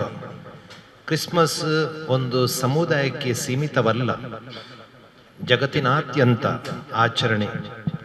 ಒಂದೆರಡು ದಿನವಲ್ಲ, ಒಂದು ತಿಂಗಳ ಕಾಲದ ಆಚರಣೆ. ಅನೇಕ ಸಂಕೇತಗಳು, ಕ್ರಿಸ್ಮಸ್ ಕಾರ್ಡ್ಗಳು, ಕ್ರಿಸ್ಮಸ್ ಗ್ರೀಟಿಂಗ್ಸ್, ಕ್ರಿಸ್ಮಸ್ ಸಂದೇಶಗಳು, ಕ್ರಿಸ್ಮಸ್ ಸಿಹಿ ತಿಂಡಿಗಳು, ಕ್ರಿಸ್ಮಸ್ ಗೋದಲಿ ಎಲ್ಲ ಪ್ರಸಾರ ಮಾಡೋ ಒಂದೇ ಒಂದು ವಿಷಯ ಏನೆಂದರೆ, ಯೇಸು ದೇವಪುತ್ರ, ಭಗವಾನ್ ಯೇಸು ಸೃಷ್ಟಿಕರ್ತ, ಒಡೆಯ, ಆದರೆ ದೀನದಲಿತ ಬಡವ ಮಾನವ ರೂಪ, ಬಡತನದಲ್ಲಿ ಬೆಳೆದು ಒಂದು ನಕ್ಷತ್ರವಾಗಿ ದೇವಪುತ್ರನೇ ಧರೆಗೆ ಬಂದ ಈ ಹಬ್ಬ. ಈ ಸಂದರ್ಭದಲ್ಲಿ ಇಡೀ ಬೈಬಲಿನ ಸಾರಾಂಶವನ್ನು ಸಂತ ಯೋಹಾನನು 3ನೇ ಅಧ್ಯಾಯದಲ್ಲಿ 16ನೇ ಪಂಕ್ತಿಯಲ್ಲಿ ಹೇಳ್ತಾ ಇದ್ದಾರೆ. God so loved the world that he gave his only son to mankind. God so loved the world that he gave his only son to mankind. ದೇವನು ಮಾನವನನ್ನು ಎಷ್ಟು ಪ್ರೀತಿಸಿದನು ಅಂದರೆ, ಅವನು ತನ್ನ ಏಕಮಾತ್ರ ಪುತ್ರನನ್ನು ಮಾನವನ ರಕ್ಷಣೆಗಾಗಿ ಕಾಣಿಕೆಯಾಗಿ ಕೊಟ್ಟನು. ಇದರ ಪ್ರಕಾರ ಅದೊಂದು ಕನ್ನಡ ಭಕ್ತಿಗೀತೆ. ಸತ್ಯ ಪ್ರೀತಿ ಪ್ರೇಮ ತ್ಯಾಗವು ಯೇಸು ತೋರ್ವ ಪುಣ್ಯ ರಕ್ತವು. ಓ ಮನುಜನೇ ಕೇಳು ಹೇಳುವೆ, ಯೇಸುವನ್ನು ನೀನು ಬಲ್ಲೆಯ, ಅವರ ಪ್ರೀತಿ ಕಥೆಯ ಅರಿವೆಯ. ಪ್ರಿಯರೇ, ಈ ಸಂಬಂಧ ಇಷ್ಟೊಂದು ಒಳ್ಳೆಯ ಕಾರ್ಯಕ್ರಮವನ್ನು ನೀವು ಈ ಸದ್ಭಾವನಾ ವೇದಿಕೆ ಉಳ್ಳಾಲ ಪೊಸಕೂರಲ್ ಬಳಗ ಇಟ್ಟುಕೊಂಡಿದ್ದೀರಾ. ಕ್ರಿಸ್ಮಸ್ ಸೌಹಾರ್ದ ಸಮ್ಮೇಳನ ತುಂಬ ಸಂತೋಷದಿಂದ ನಿಮಗೆ ಅಭಿನಂದನೆ ಪಡಿಸುತ್ತಾ, ಈ ಸೌಹಾರ್ದವು ನಮ್ಮಲ್ಲಿ ಇನ್ನೂ ಜಾಸ್ತಿ ಆಗಲಿ ಅಂತ ಭಗವಂತನನ್ನು ಬೇಡುತ್ತಾ ನನ್ನ 2 ಮಾತುಗಳನ್ನು ಕೊನೆಗೊಳಿಸ್ತೇನೆ. ಧನ್ಯವಾದ. ಒಂದು ಅದ್ಭುತ ಕಂಠನಾದ ಶ್ರೀಯಿಂದ ತಮ್ಮ ಉದ್ಘಾಟನಾ ಭಾಷಣ ಮಾಡಿದ 1ನೇ ಫಾದರ್ ಸಿಪಿಯನ್ ಪಿಂಟೋ, ನಿಮಗೆ ನಮ್ಮ ವಂದನೆಗಳು. ನಮ್ಮ ಪರಿಸರದಲ್ಲಿ ಒಳ್ಳೆಯ ಕೆಲಸ ಮಾಡುವಾಗ ಅವರನ್ನು ಅಭಿನಂದಿಸುವುದು ನಮ್ಮ ಕೆಲಸ, ಅವರನ್ನು ಗುರುತಿಸುವುದು ನಮ್ಮ ಕೆಲಸ. ಇವತ್ತು ಈ ಸಮಾರಂಭದಲ್ಲಿ ನಾವು 2 ವ್ಯಕ್ತಿಗಳಿಗೆ ಅಭಿನಂದಿಸುತ್ತೇವೆ. ನಮ್ಮ ಪರಿಸರದಲ್ಲಿ ಅವರು ನೀಡಿದ ಸೇವೆಗೆ, ಅವರಿಗೆ ಸಲ್ಲಿದ ಒಂದು ಹುದ್ದೆಗೆ ಅವರನ್ನು ನಾವು ಅಭಿನಂದಿಸ್ತೇವೆ. ನಾನು ವಿನಂತಿ ಮಾಡ್ತೇನೆ, ಶ್ರೀಮಾನ್ ವಿದ್ಯಾಧರ್ ಶೆಟ್ಟಿ ಇಲ್ಲಿ ಬರಬೇಕು. ಪ್ರಪ್ರಥಮವಾಗಿ ನಾವು ರವೀಂದ್ರ ಶೆಟ್ಟಿ ಉಳಿದೊಟ್ಟು ಇವರಿಗೆ ನಾವು ಅಭಿನಂದಿಸ್ತೇವೆ. ಅವರ ಬಗ್ಗೆ 2 ಮಾತು. ಸಭಾಧ್ಯಕ್ಷರು ಮತ್ತು ಸಭೆಯ ವೇದಿಕೆಯಲ್ಲಿರುವಂತಹ ಎಲ್ಲ ಅತಿಥಿ ಗಣ್ಯರೇ, ವೇದಿಕೆಯ ಮುಂಭಾಗದಲ್ಲಿರುವಂತಹ ಗಣ್ಯ ಬಂಧುಗಳೇ, ಶ್ರೀಯುತ ಕೆ ರವೀಂದ್ರ ಶೆಟ್ಟಿ ಉಳಿದೊಟ್ಟು, ಕಲ್ಲೆಕಾರು ಗೊತ್ತು ರವೀಂದ್ರ ಶೆಟ್ಟಿ ಉಳಿದೊಟ್ಟು ಅಂತ ಪೂರ್ತಿ ಹೆಸರು. ಅವರ ಧರ್ಮಪತ್ನಿ ಸೌಮ್ಯ ರವೀಂದ್ರ ಶೆಟ್ಟಿ, ಮಕ್ಕಳು ಅರ್ಜುನ್ ಮತ್ತು ಅಮೋಘ್, 2 ಮಕ್ಕಳು. ಹೀಗೆ ಇದು ಅವರ ಒಂದು ಸಂಕ್ಷಿಪ್ತ ಅವರ ಸಂಸಾರದ ಪರಿಚಯ.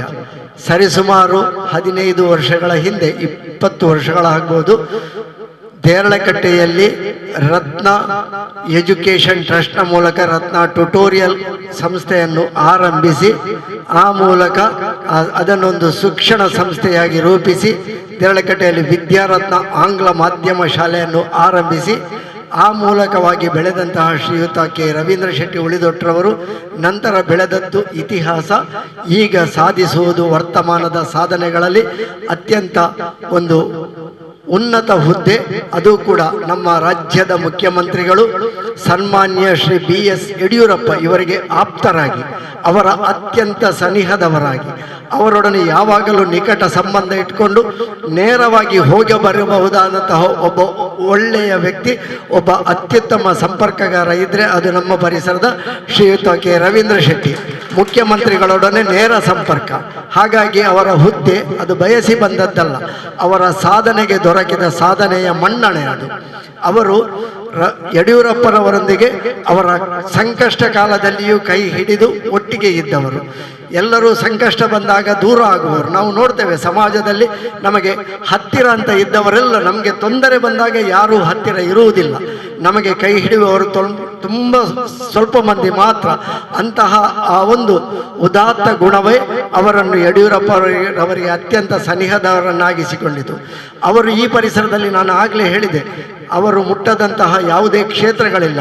ನಮ್ಮ ಕಿನ್ಯ ಶ್ರೀ ದುರ್ಗಾ ಪರಮೇಶ್ವರಿ ಯಕ್ಷಗಾನ ಸಂಘ ಇರಬಹುದು, ಅದರ ಸುವರ್ಣ ಮಹೋತ್ಸವ ಸಮಿತಿಯ ಅಧ್ಯಕ್ಷರಾಗಿ ಸೇವೆ ಸಲ್ಲಿಸಿದರು. ತಲಪಾಡಿ ಕಂಬಳ ಸಮಿತಿಯ ಅಧ್ಯಕ್ಷರವರು. ಹಾಗೆಯೇ ಬೇರೆ ಬೇರೆ ಧಾರ್ಮಿಕ ಕ್ಷೇತ್ರಗಳಲ್ಲಿ ಅಧ್ಯಕ್ಷರಾಗಿ, ದೇರಳಕಟ್ಟೆ ರೋಟರಿ ಕ್ಲಬ್ಬಿನ ಅಧ್ಯಕ್ಷರ ಅವಧಿಯಲ್ಲಿ ಅದನ್ನು ಸಣ್ಣ ಕ್ಲಬ್ಗಳ ಮಟ್ಟದಲ್ಲಿ ದೇರಳಕಟ್ಟೆಯ ರೋಟರಿ ಜಿಲ್ಲೆಯ ಇತಿಹಾಸದಲ್ಲಿ ಅತ್ಯಂತ ಹೆಚ್ಚು ಬಹುಮಾನಗಳನ್ನು ಪಡೆದ ಸಂಸ್ಥೆಯಾಗಿ ರೂಪಿಸಿದಂತಹ ಖ್ಯಾತಿ ಶ್ರೀಯುತ ಕೆ ರವೀಂದ್ರ ಶೆಟ್ಟಿ ಉಳಿದೊಟ್ಟರವರದು. ಹೀಗೆ ರೋಟರಿ ಇರಲಿ, ರಾಜಕೀಯ ಇರಲಿ, ಧಾರ್ಮಿಕ ಇರಲಿ, ಸಾಮಾಜಿಕ ಇರಲಿ, ಇತ್ತೀಚೆಗೆ ಕೊರೋನಾ ಬಂದಾಗ ತಮ್ಮ ವೈಯಕ್ತಿಕವಾಗಿ ಬಹುಮಂದಿ ಇಲ್ಲಿ ತುಂಬದಾದಂತಹ ಕೊಡುಗೆಯನ್ನು ನೀಡಿದ್ದಾರೆ. ಆದರೆ ವೈಯಕ್ತಿಕವಾಗಿ ಅತ್ಯಂತ ಹೆಚ್ಚು ಕೊಡುಗೆಯನ್ನು ನೀಡಿದ್ದು, ಅದು ಕೂಡ ಮೊದಲಾಗಿ ಆರಂಭಿಸಿದವರು ಈ ಪರಿಸರದಲ್ಲಿ ಶ್ರೀಯುತ ಕೆ ರವೀಂದ್ರ ಶೆಟ್ಟಿ ಉಳಿದೊಟ್ಟರವರು. ಕೊರೋನಾ ಸಂಕಷ್ಟ ಕಾಲದಲ್ಲಿ, ಲಾಕ್ಡೌನ್ನ ಸಂದರ್ಭದಲ್ಲಿ ಮನೆ ಮನೆಗೆ ಹೋಗಿ ನನಗೆ ತಿಳಿದ ಹಾಗೆ ಸರಿಸುಮಾರು 3,000ಕ್ಕೂ ಹೆಚ್ಚು ಕುಟುಂಬಗಳಿಗೆ ಅವರು ವೈಯಕ್ತಿಕವಾಗಿ ನೆರವಾಗಿದ್ದಾರೆ. ಇದು ಅವರ ಸಾಧನೆ. ಅದನ್ನು ಕೂಡ ಯಾವುದೇ ದೊಡ್ಡ ಪ್ರಚಾರ ಅಂತ ಇಲ್ಲ. ಈಗೆಲ್ಲ ಸಣ್ಣ ಸಣ್ಣ ಒಂದು ಸಹಾಯ ಮಾಡಿದರೆ ಅದನ್ನು ದೊಡ್ಡ ಪ್ರಚಾರ ಕೊಡುವಂತಹ ಇದರಲ್ಲಿ 3,000ಕ್ಕೂ ಹೆಚ್ಚು ಕುಟುಂಬಗಳಿಗೆ ಸಹಾಯ ಮಾಡಿದಂತಹ ಒಬ್ಬ ಕೊಡುಗೈ ದಾನಿ ಇದ್ದರೆ ಅದು ಶ್ರೀಯುತ ಕೆ ರವೀಂದ್ರ ಶೆಟ್ಟಿ ಉಳಿದೊಟ್ಟು. ಅವರ ಈ ಎಲ್ಲ ಸಾಧನೆಗಳಿಗೆ ಅತ್ಯಂತ ಅರ್ಹವಾಗಿಯೇ, ಅತ್ಯಂತ ಸಮರ್ಪಕವಾಗಿಯೇ ಅವರು ಇಲ್ಲಿ ರೋಟರಿ ಕ್ಲಬ್ಬಲ್ಲಿ ಇರುವಾಗ ನಮ್ಮ ಹತ್ತಿರದ ಮುಡಿಪುವಿನಲ್ಲಿ ಒಂದು ಬುಡಗ ಜಂಗಮ ಬುಡಕಟ್ಟು ಇದೆ, ಅಲೆಮಾರಿ ಜನಾಂಗ ಅದು. ಅಲ್ಲಿ ವರ್ಷವೂ ಹೋಗ್ತಾರೆ. ಅಲ್ಲಿಯ ಕೆಲವಷ್ಟು ವಿದ್ಯಾರ್ಥಿಗಳನ್ನು ದತ್ತು ಸ್ವೀಕಾರ ಮಾಡ್ತಾರೆ, ಕೆಲವಷ್ಟು ಕುಟುಂಬ ಕಾರ್ಯಕ್ರಮಗಳಿಗೆ ಅವರಿಗೆ ಸಹಾಯ ಮಾಡ್ತಾರೆ. ಅದು ರೋಟರಿ ಕ್ಲಬ್ಬಿನಿಂದಲೂ ಕೊಡ್ತಾರೆ, ಅದಕ್ಕೆ ಕಡಿಮೆ ಬಂದಾಗ ವೈಯಕ್ತಿಕವಾಗಿಯೂ ಕೊಡ್ತಾರೆ. ಅವರು ಕಷ್ಟ ಬಂದಾಗ ಫೋನ್ ಮಾಡಿ ಕರೆಯುವುದು ರವೀಂದ್ರ ಶೆಟ್ಟರನ್ನು. ಹೀಗೆ ಅಲೆಮಾರಿ ಜನಾಂಗದೊಂದಿಗೆ ಒಂದು ನಿಕಟ ಸಂಪರ್ಕ ಇದ್ದು ಕಾಕತಾಳೀಯವಾಗಿ ಅವರಿಗೆ ಕರ್ನಾಟಕ ರಾಜ್ಯದ ಅಲೆಮಾರಿ ಮತ್ತು ಅಲೆಮಾರಿ ಅಭಿವೃದ್ಧಿ ಮಂಡಳಿಯ ಒಂದು ಅಧ್ಯಕ್ಷರಾಗಿ ಒಂದು ಉನ್ನತ ಜವಾಬ್ದಾರಿಯನ್ನು ಸನ್ಮಾನ್ಯ ಶ್ರೀಯುತ BS ಯಡಿಯೂರಪ್ಪರವರು ಮತ್ತು ಅವರ ಎಲ್ಲ ಸಂಪುಟ ದರ್ಜೆಯ ಸದಸ್ಯರವರಿಗೆ ಕೊಡಮಾಡಿದ್ದಾರೆ. ಅದಕ್ಕಾಗಿ ಶ್ರೀಯುತ ಕೆ ರವೀಂದ್ರ ಶೆಟ್ಟಿ ಉಳಿದೊಟ್ಟು ಅವರನ್ನು ನಾನು ಈ ಸಂದರ್ಭದಲ್ಲಿ ಸದ್ಭಾವನಾ ವೇದಿಕೆ ಪೊಸಕುರಳ ಬಳಗ ಮತ್ತು ಎಲ್ಲ ಸಜ್ಜನ ಬಂಧುಗಳ ಪರವಾಗಿ ಆತ್ಮೀಯವಾಗಿ ಅಭಿನಂದನೆಗಳನ್ನು ಸಲ್ಲಿಸ್ತೇನೆ. ಅವರಿಗೆ ಇಂತಹ ಹುದ್ದೆಗಳು ಇನ್ನಷ್ಟು ಹೆಚ್ಚು ದೊರಕಲಿ, ಅವರಿಂದ ಸಮಾಜ ಸೇವೆ ಮತ್ತಷ್ಟು ಆಗಲಿ, ಸಮಾಜಕ್ಕೆ ಉಪಕಾರ ಆದಷ್ಟು ಸಮಾಜ ಅವರನ್ನು ಗುರುತಿಸುವಂತಾಗಲಿ ಅಂತ ಹೇಳಿಕೊಳ್ಳುತ್ತಾ ಎಲ್ಲರ ಪರವಾಗಿ ಅವರಿಗೆ ಆತ್ಮೀಯವಾದಂತಹ ಅಭಿವಂದನೆಗಳು. ಶ್ರೀಯುತ ಕಲ್ಲೆಕಾರ್ಗುತ್ತು ರವೀಂದ್ರ ಶೆಟ್ಟಿ, ನಿಮಗೆ ಇವರಿಗೆ ಶಾಲು ಹೊದಿಸಿ ಸನ್ಮಾನಿಸಬೇಕಾಗಿ ನಾನು ಒಂದನೇ ಫಾದರ್ ಸಿಪಿಎಂ ಪಿಂಟೋ ಹಾಗೂ ಒಂದನೇ ಫಾದರ್ ಓನಿಲ್ ಡಿಸೋಜ ಇವರ ಹತ್ರ ಕೇಳಿಕೊಳ್ಳುತ್ತಾ ಇದ್ದೇನೆ.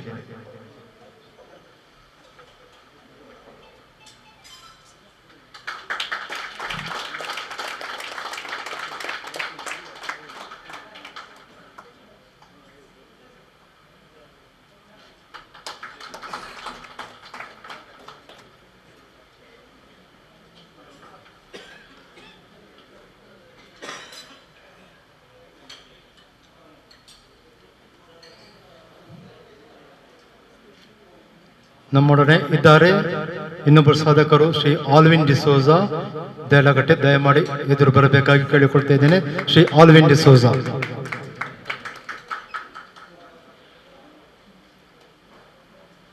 ಶ್ರೀ ಆಲ್ವಿನ್ ಡಿಸೋಜರವರು ಹಲವಾರು ಸಂಘ ಸಂಸ್ಥೆಗಳಾಗಿ ನಿಸ್ವಾರ್ಥವಾಗಿ ಸೇವೆ ಸಲ್ಲಿಸಿ ದಯಮಾತೆ ದೇವಾಲಯ ಪಾಣಿಯರು ಇದರ ಮಾಜಿ ಉಪಾಧ್ಯಕ್ಷರಾಗಿ, ಕಥೋಲಿಕ ಸಭಾ ಪಾಣಿಯರು ಘಟಕದ ಮಾಜಿ ಅಧ್ಯಕ್ಷರಾಗಿ, ಕೋಟೆಕರ್ ಪಂಚಾಯತ್ ಸದಸ್ಯರಾಗಿ ಹಾಗೂ ಉಳ್ಳಾಲ ಬ್ಲಾಕ್ ಕಾಂಗ್ರೆಸ್ ಅಲ್ಪಸಂಖ್ಯಾತರ ಘಟಕದ ಅಧ್ಯಕ್ಷರಾಗಿ, ದಕ್ಷಿಣ ಕನ್ನಡ ಜಿಲ್ಲಾ KDP ಕರ್ನಾಟಕ ಡೆವಲಪ್ಮೆಂಟ್ ಪ್ರೋಗ್ರಾಂ ಇದರ ಮಾಜಿ ಸದಸ್ಯರಾಗಿ ಸೇವೆ ಸಲ್ಲಿಸಿದ ಅವರಿಗೆ ಅವರ ಕಿರೀಟಕ್ಕೆ ಮತ್ತೊಂದು ಗರಿಯಾಗಿ ನಮ್ಮ ದಕ್ಷಿಣ ವಲಯದ 10 ಇಗರ್ಜಿಗಳ ಕಥೋಲಿಕ ಸಭಾ ಮಂಗಳೂರು ಪ್ರದೇಶ ಇದರ ದಕ್ಷಿಣ ವಲಯದ ಅಧ್ಯಕ್ಷರಾಗಿ ಮೊನ್ನೆ ಚುನಾಯಿತರಾಗಿದ್ದಾರೆ. ಇವತ್ತು ಅವರ ಹುದ್ದೆಯನ್ನು ಅಲಂಕರಿಸಿದ್ದಾರೆ. ಅವರೀಗ ನಮ್ಮೊಟ್ಟಿಗಿದ್ದಾರೆ. ನಮ್ಮ ಕಥೋಲಿಕ ಪ್ರಾಥಮಿಕ ಸಹಕಾರ ಸಂಘದ ನಿರ್ದೇಶಕ ಸಹ ಆಗಿದ್ದಾರೆ. ನಾನು ವಿನಂತಿ ಮಾಡ್ತೇನೆ ಆಲ್ರೆಡಿ ಇಲ್ಲಿ ಎದುರು ಬರೋದು, ನಮ್ಮ ಸನ್ಮಾನವನ್ನು ಸ್ವೀಕರಿಸುವುದು. ಮೊದಲನೇ ಫಾದರ್ ಸುಪ್ರೀಂ ಪಿಂಟೋ ವೇದಿಕೆಯರೆಲ್ಲ ಗಣ್ಯರು ಅವರಿಗೆ ಸನ್ಮಾನಿಸಬೇಕಾಗಿ ಕೇಳಿಕೊಳ್ಳುತ್ತೇನೆ.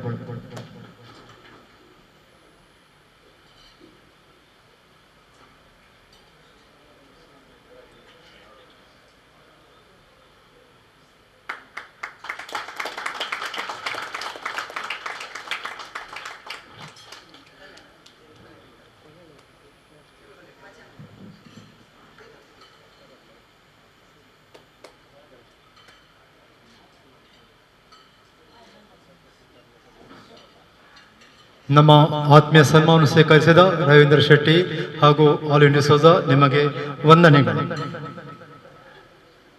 ಆತ್ಮೀಯರೇ, ಕಾರ್ಯಕ್ರಮದ ಪ್ರಮುಖ ವಿಷಯಕ್ಕೆ ನಾವು ಬರ್ತಾ ಇದ್ದೇವೆ. ಕ್ರಿಸ್ಮಸ್ ಸೌಹಾರ್ದ ಸಂದೇಶ ಇವಾಗ ಆರಂಭವಾಗುತ್ತದೆ.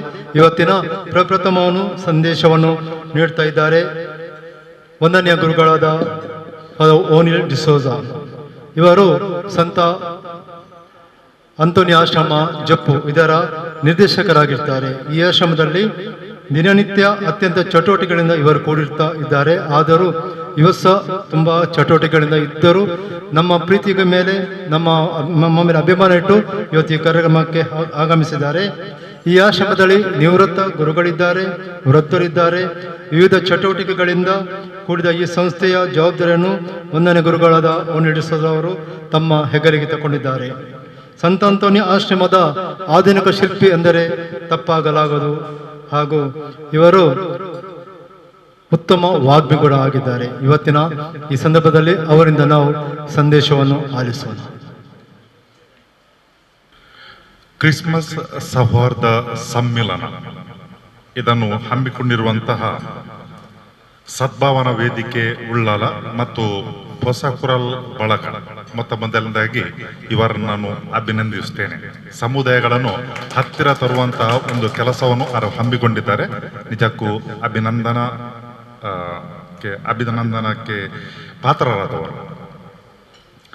ಈ ಕಾರ್ಯಕ್ರಮದಲ್ಲಿ ವೇದಿಕೆಯಲ್ಲಿ ಆಸೀನರಾಗಿರುವಂತಹ ವಂದನೀಯ ಗುರುಗಳ ಸಮೇತ ಎಲ್ಲರೂ ಹಾಗೂ ವೇದಿಕೆಯ ಮುಂದಿರುವಂತ ಎಲ್ಲ ಮಹನೀಯರಿಗೆ ನಿಮಗೆ ನಾನು ಈ ದಿನದ ಶುಭ ಕಾಮನೆಗಳನ್ನು ಕೋರ್ತಾ ಇದ್ದೇನೆ.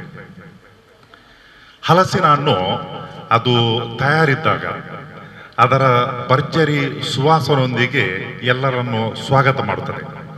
ಈ ಒಂದು ಹಣ್ಣು ಬೇರೆ ಹಣ್ಣುಗಳಿಗಿಂತ ವಿಭಿನ್ನ. ಇದರ ಸುವಾಸನೆ ತುಂಬ ದೂರದಿಂದಲೇ ನಮಗೆ ಬರುತ್ತದೆ. ಮತ್ತೆ ಇಲ್ಲಿ ಎಲ್ಲಿಯೋ ಹಲಸಿನ ಹಣ್ಣು ಉಂಟಂತ ನಮಗೆ ತಿಳಿಯುತ್ತದೆ. ಆದರೆ ಈ ಹಣ್ಣಿನ ಸ್ವಾದ ಮತ್ತೆ ರುಚಿಯನ್ನು ಸವಿಬೇಕಿದ್ರೆ ಅದರಲ್ಲಿನ 2 ಅಂಶಗಳು ಬಿಟ್ಟು ಕೊಡ್ಬೇಕು. ತುಳುವಿನಲ್ಲಿ ಹೇಳ್ತಾರೆ, ಸರಿಯ ತಪ್ಪಂತ ಗೊತ್ತಿಲ್ಲ, ನಾನು ಕೇಳಿದ್ದೆ ಚಿಕ್ಕವನಿರುವಾಗ, ಈ ಗೂಂಜಿಟ್ ಬುಡ್ಪು ಜಡ ಯಾನ ರೆಚ್ಚೋಡು ಬುಡ್ಪು ಜಡ, ಅದು 2 ಕೂಡ ಬಿಟ್ಟು ಕೊಡ್ಬೇಕು. ಇಲ್ಲದಿದ್ದರೆ ಆ ಹಣ್ಣನ್ನು ತಿನ್ಬೇಕಿದ್ರೆ ಮುಖ ಎಲ್ಲ ನಾವು ಮೇಣದಿಂದ ಮೆತ್ತಿಕೊಳ್ಬೇಕಾಗ್ತದೆ. ಮತ್ತೆ ಎಣ್ಣೆ ಬೇಕು ತೆಗಿಲಿಕ್ಕೆ, ತುಂಬಾ ಕಷ್ಟಪಡ್ಬೇಕಾಗ್ತದೆ. ಈ ಹೇಳಿಕೆಯಲ್ಲಿ ತುಂಬಾ ಅರ್ಥ ಉಂಟು. ಅದೇನಂತ ಹೇಳಿದ್ರೆ, ನಾವು ಸಮಾಜದಲ್ಲಿ ಶಾಂತಿಯುತವಾಗಿ ಸಮಾಧಾನದಿಂದ ಬದುಕಬೇಕಿದ್ರೆ ನಾವು ಈ 2 ಅಂಶಗಳು ಹೇಗೆ ಇವೆ ಅವುಗಳ ಹಾಗೆ ಬಿಟ್ಟು ಕೊಡ್ಬೇಕು. ಇಲ್ಲದಿದ್ದರೆ ಒಂದು ಕಡೆಯಿಂದ ಒಬ್ಬರು ಎಳೆದರೆ ಮತ್ತೊಂದು ಕಡೆಯಿಂದ ಇನ್ನೊಬ್ಬರು ಎಳೆದರೆ ನಮ್ಗೆ ಬದುಕಿನಲ್ಲಿ ಶಾಂತಿ ಸಮಾಧಾನ ಇರ್ಲಿಕ್ಕೆ ಸಾಧ್ಯ ಇಲ್ಲ. ಅದನ್ನೇ ನಾವು ಕನ್ನಡದಲ್ಲಿ ಈ ಚಿತ್ರದ ರೂಪದಲ್ಲಿ ನೋಡಿದ್ದೇವೆ. ಏನಂತ ಹೇಳಿದ್ರೆ, ಮುಯ್ಯಿಗೆ ಮುಯ್ಯಿ ಅಂತ ಹೇಳಿದ್ರೆ, ನೀನು ಒಂದು ಏಟು ಕೊಟ್ಟರೆ ನಾನು ಇನ್ನೊಂದು ಏಟು ಕೊಡದ ಹೊರತು ನನಗೆ ಸಮಾಧಾನ ಇಲ್ಲ. ನೀನು ನನಗೆ ನೋಯಿಸಿದರೆ ಅದಕ್ಕೆ ನಾನು ಪ್ರತೀಕಾರ ನೀಡಲೇಬೇಕು. ಆಗ ಮಾತ್ರ ಮನಸ್ಸಿಗೆ ಸಮಾಧಾನ.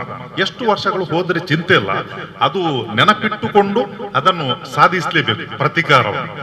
ಅದಕ್ಕಾಗಿ ನಾವು ನೋಡುತ್ತೇವೆ ಅಂತ ಹೇಳಿದ್ರೆ, ಎಲ್ಲಿಯಾದ್ರೂ ಏನಾದ್ರೂ ಯಾರನ್ನು ನೋಯಿಸಿದರೆ ಅಥವಾ ಕುಟುಂಬದಲ್ಲಿ ಯಾರನ್ನು ಕೊಲೆ ಮಾಡಿದರೆ ಮೊದಲಿಗೆ ಬರುವಂತಹ ಶಬ್ದಗಳು ಏನಂತ ಹೇಳಿದ್ರೆ, ಅವರನ್ನು ಶಿಕ್ಷಿಸಲೇಬೇಕು, ಅದರ ಹೊರತು ಸತ್ತ ನಮ್ಮ ಕುಟುಂಬದ ಸದಸ್ಯರಿಗೆ ಶಾಂತಿ ಸಿಗುವುದಿಲ್ಲ ಅಂತ ಹೇಳಿದ್ರು.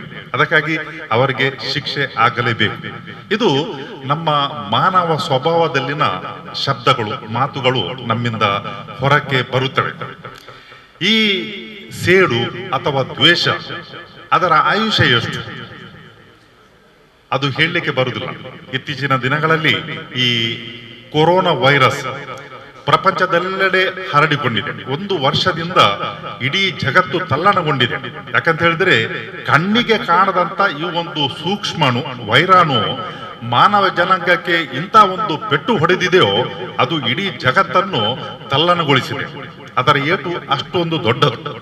ಆದರೆ ಈ ವೈರಾಣು ಅದಕ್ಕೆ ಒಂದು ಆಯುಷ್ಯ ಅಂತ ಉಂಟು. ಅದೇನಂತ ಹೇಳಿದ್ರೆ, ಕೆಲವರು ಹೇಳ್ತಾರೆ 8 ಗಂಟೆ, ಮತ್ತೆ ಕೆಲವರು ಹೇಳ್ತಾರೆ 12 ಗಂಟೆ ಅಥವಾ 24 ಗಂಟೆ, ಏನೋ 42 ಗಂಟೆ, ಹೀಗೆಲ್ಲ ಹೇಳ್ತಾರೆ.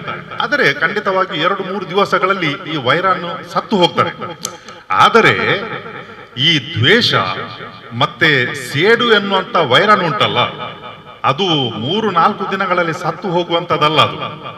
ಅದು ಶತಮಾನಗಳ ತನಕ ಅದು ಬದುಕಿ ಉಳಿತದೆ. ಅದಕ್ಕೆ ಏನ್ ಹೇಳ್ತಾರೆ ಅಂತ ಹೇಳಿದ್ರೆ, ಹಾವಿನ ವಿಷ 12 ವರುಷ, ನನ್ನ ರೋಷ 100 ವರುಷ ಅಂತ ಹೇಳಿಕೊಂಡು ತಲೆಮಾರುಗಳ ತನಕ ಅದು ಜೀವಂತವಾಗಿ ಉಳಿತದೆ ಈ ವೈರಸ್. ಅದಕ್ಕಾಗಿ ಕೋವಿಡ್ ವೈರಸ್ ಗಿಂತಲೂ ಈ ಸೇಡು ವೈರಸ್ ಅಥವಾ ವಿಷ ವೈರಸ್ ಉಂಟಲ್ಲ, ಅದು ಭಯಾನಕ. ನಾವು ಪ್ರಪಂಚದ ಇತಿಹಾಸದಲ್ಲಿ ನೋಡಿದರೆ ಈ ಸೇಡು ಅಥವಾ ದ್ವೇಷ ಎನ್ನುವುದುಂಟು, ಅದು ಕೊಲೆ ಮಾಡಿದಷ್ಟು ಈ ವೈರಸ್ ಹಾನಿ ಮಾಡಲಿಲ್ಲ. ಇದಕ್ಕೆ ಮದ್ದು ಸಿಗಬಹುದು ಇವತ್ತು ಅಥವಾ ನಾಳೆ, ಅದರಿಂದ ಹೊರಕ್ಕೆ ಬರಬಹುದು. ಆದರೆ ಈ ಸೇಡು ದ್ವೇಷ ಎನ್ನುವುದು ಶತಮಾನಗಳಿಂದ ಅದು ಜೀವಂತವಾಗಿ ಉಳಿದಿದೆ.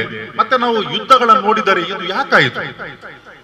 ಒಂದೇನೋ ಸ್ವಾರ್ಥ ಇರಬಹುದು. ಇನ್ನೊಂದು ಮುಖ್ಯ ಕಾರಣ ಅಂತ ಹೇಳಿದ್ರೆ, ಎಲ್ಲಿಯ ಒಂದು ಹಗೆತನ, ಸೇಡು, ಅದನ್ನು ತೀರಿಸಿಕೊಳ್ಳುವುದಕ್ಕೋಸ್ಕರ ಈ ಯುದ್ಧಗಳು ಮತ್ತೆ ಈ ಜಗಳಗಳು. ಪ್ರಪಂಚದಲ್ಲಿ ಎಷ್ಟು ಜನ ಇದರಲ್ಲಿ ಸತ್ತು ಹೋಗಿದ್ದಾರೆ, ಎಷ್ಟು ಜನ ಮಹಿಳೆಯರು ವಿಧವೆಯರಾಗಿದ್ದಾರೆ, ಎಷ್ಟು ಜನ ಮಕ್ಕಳು ಅನಾಥರಾಗಿದ್ದಾರೆ.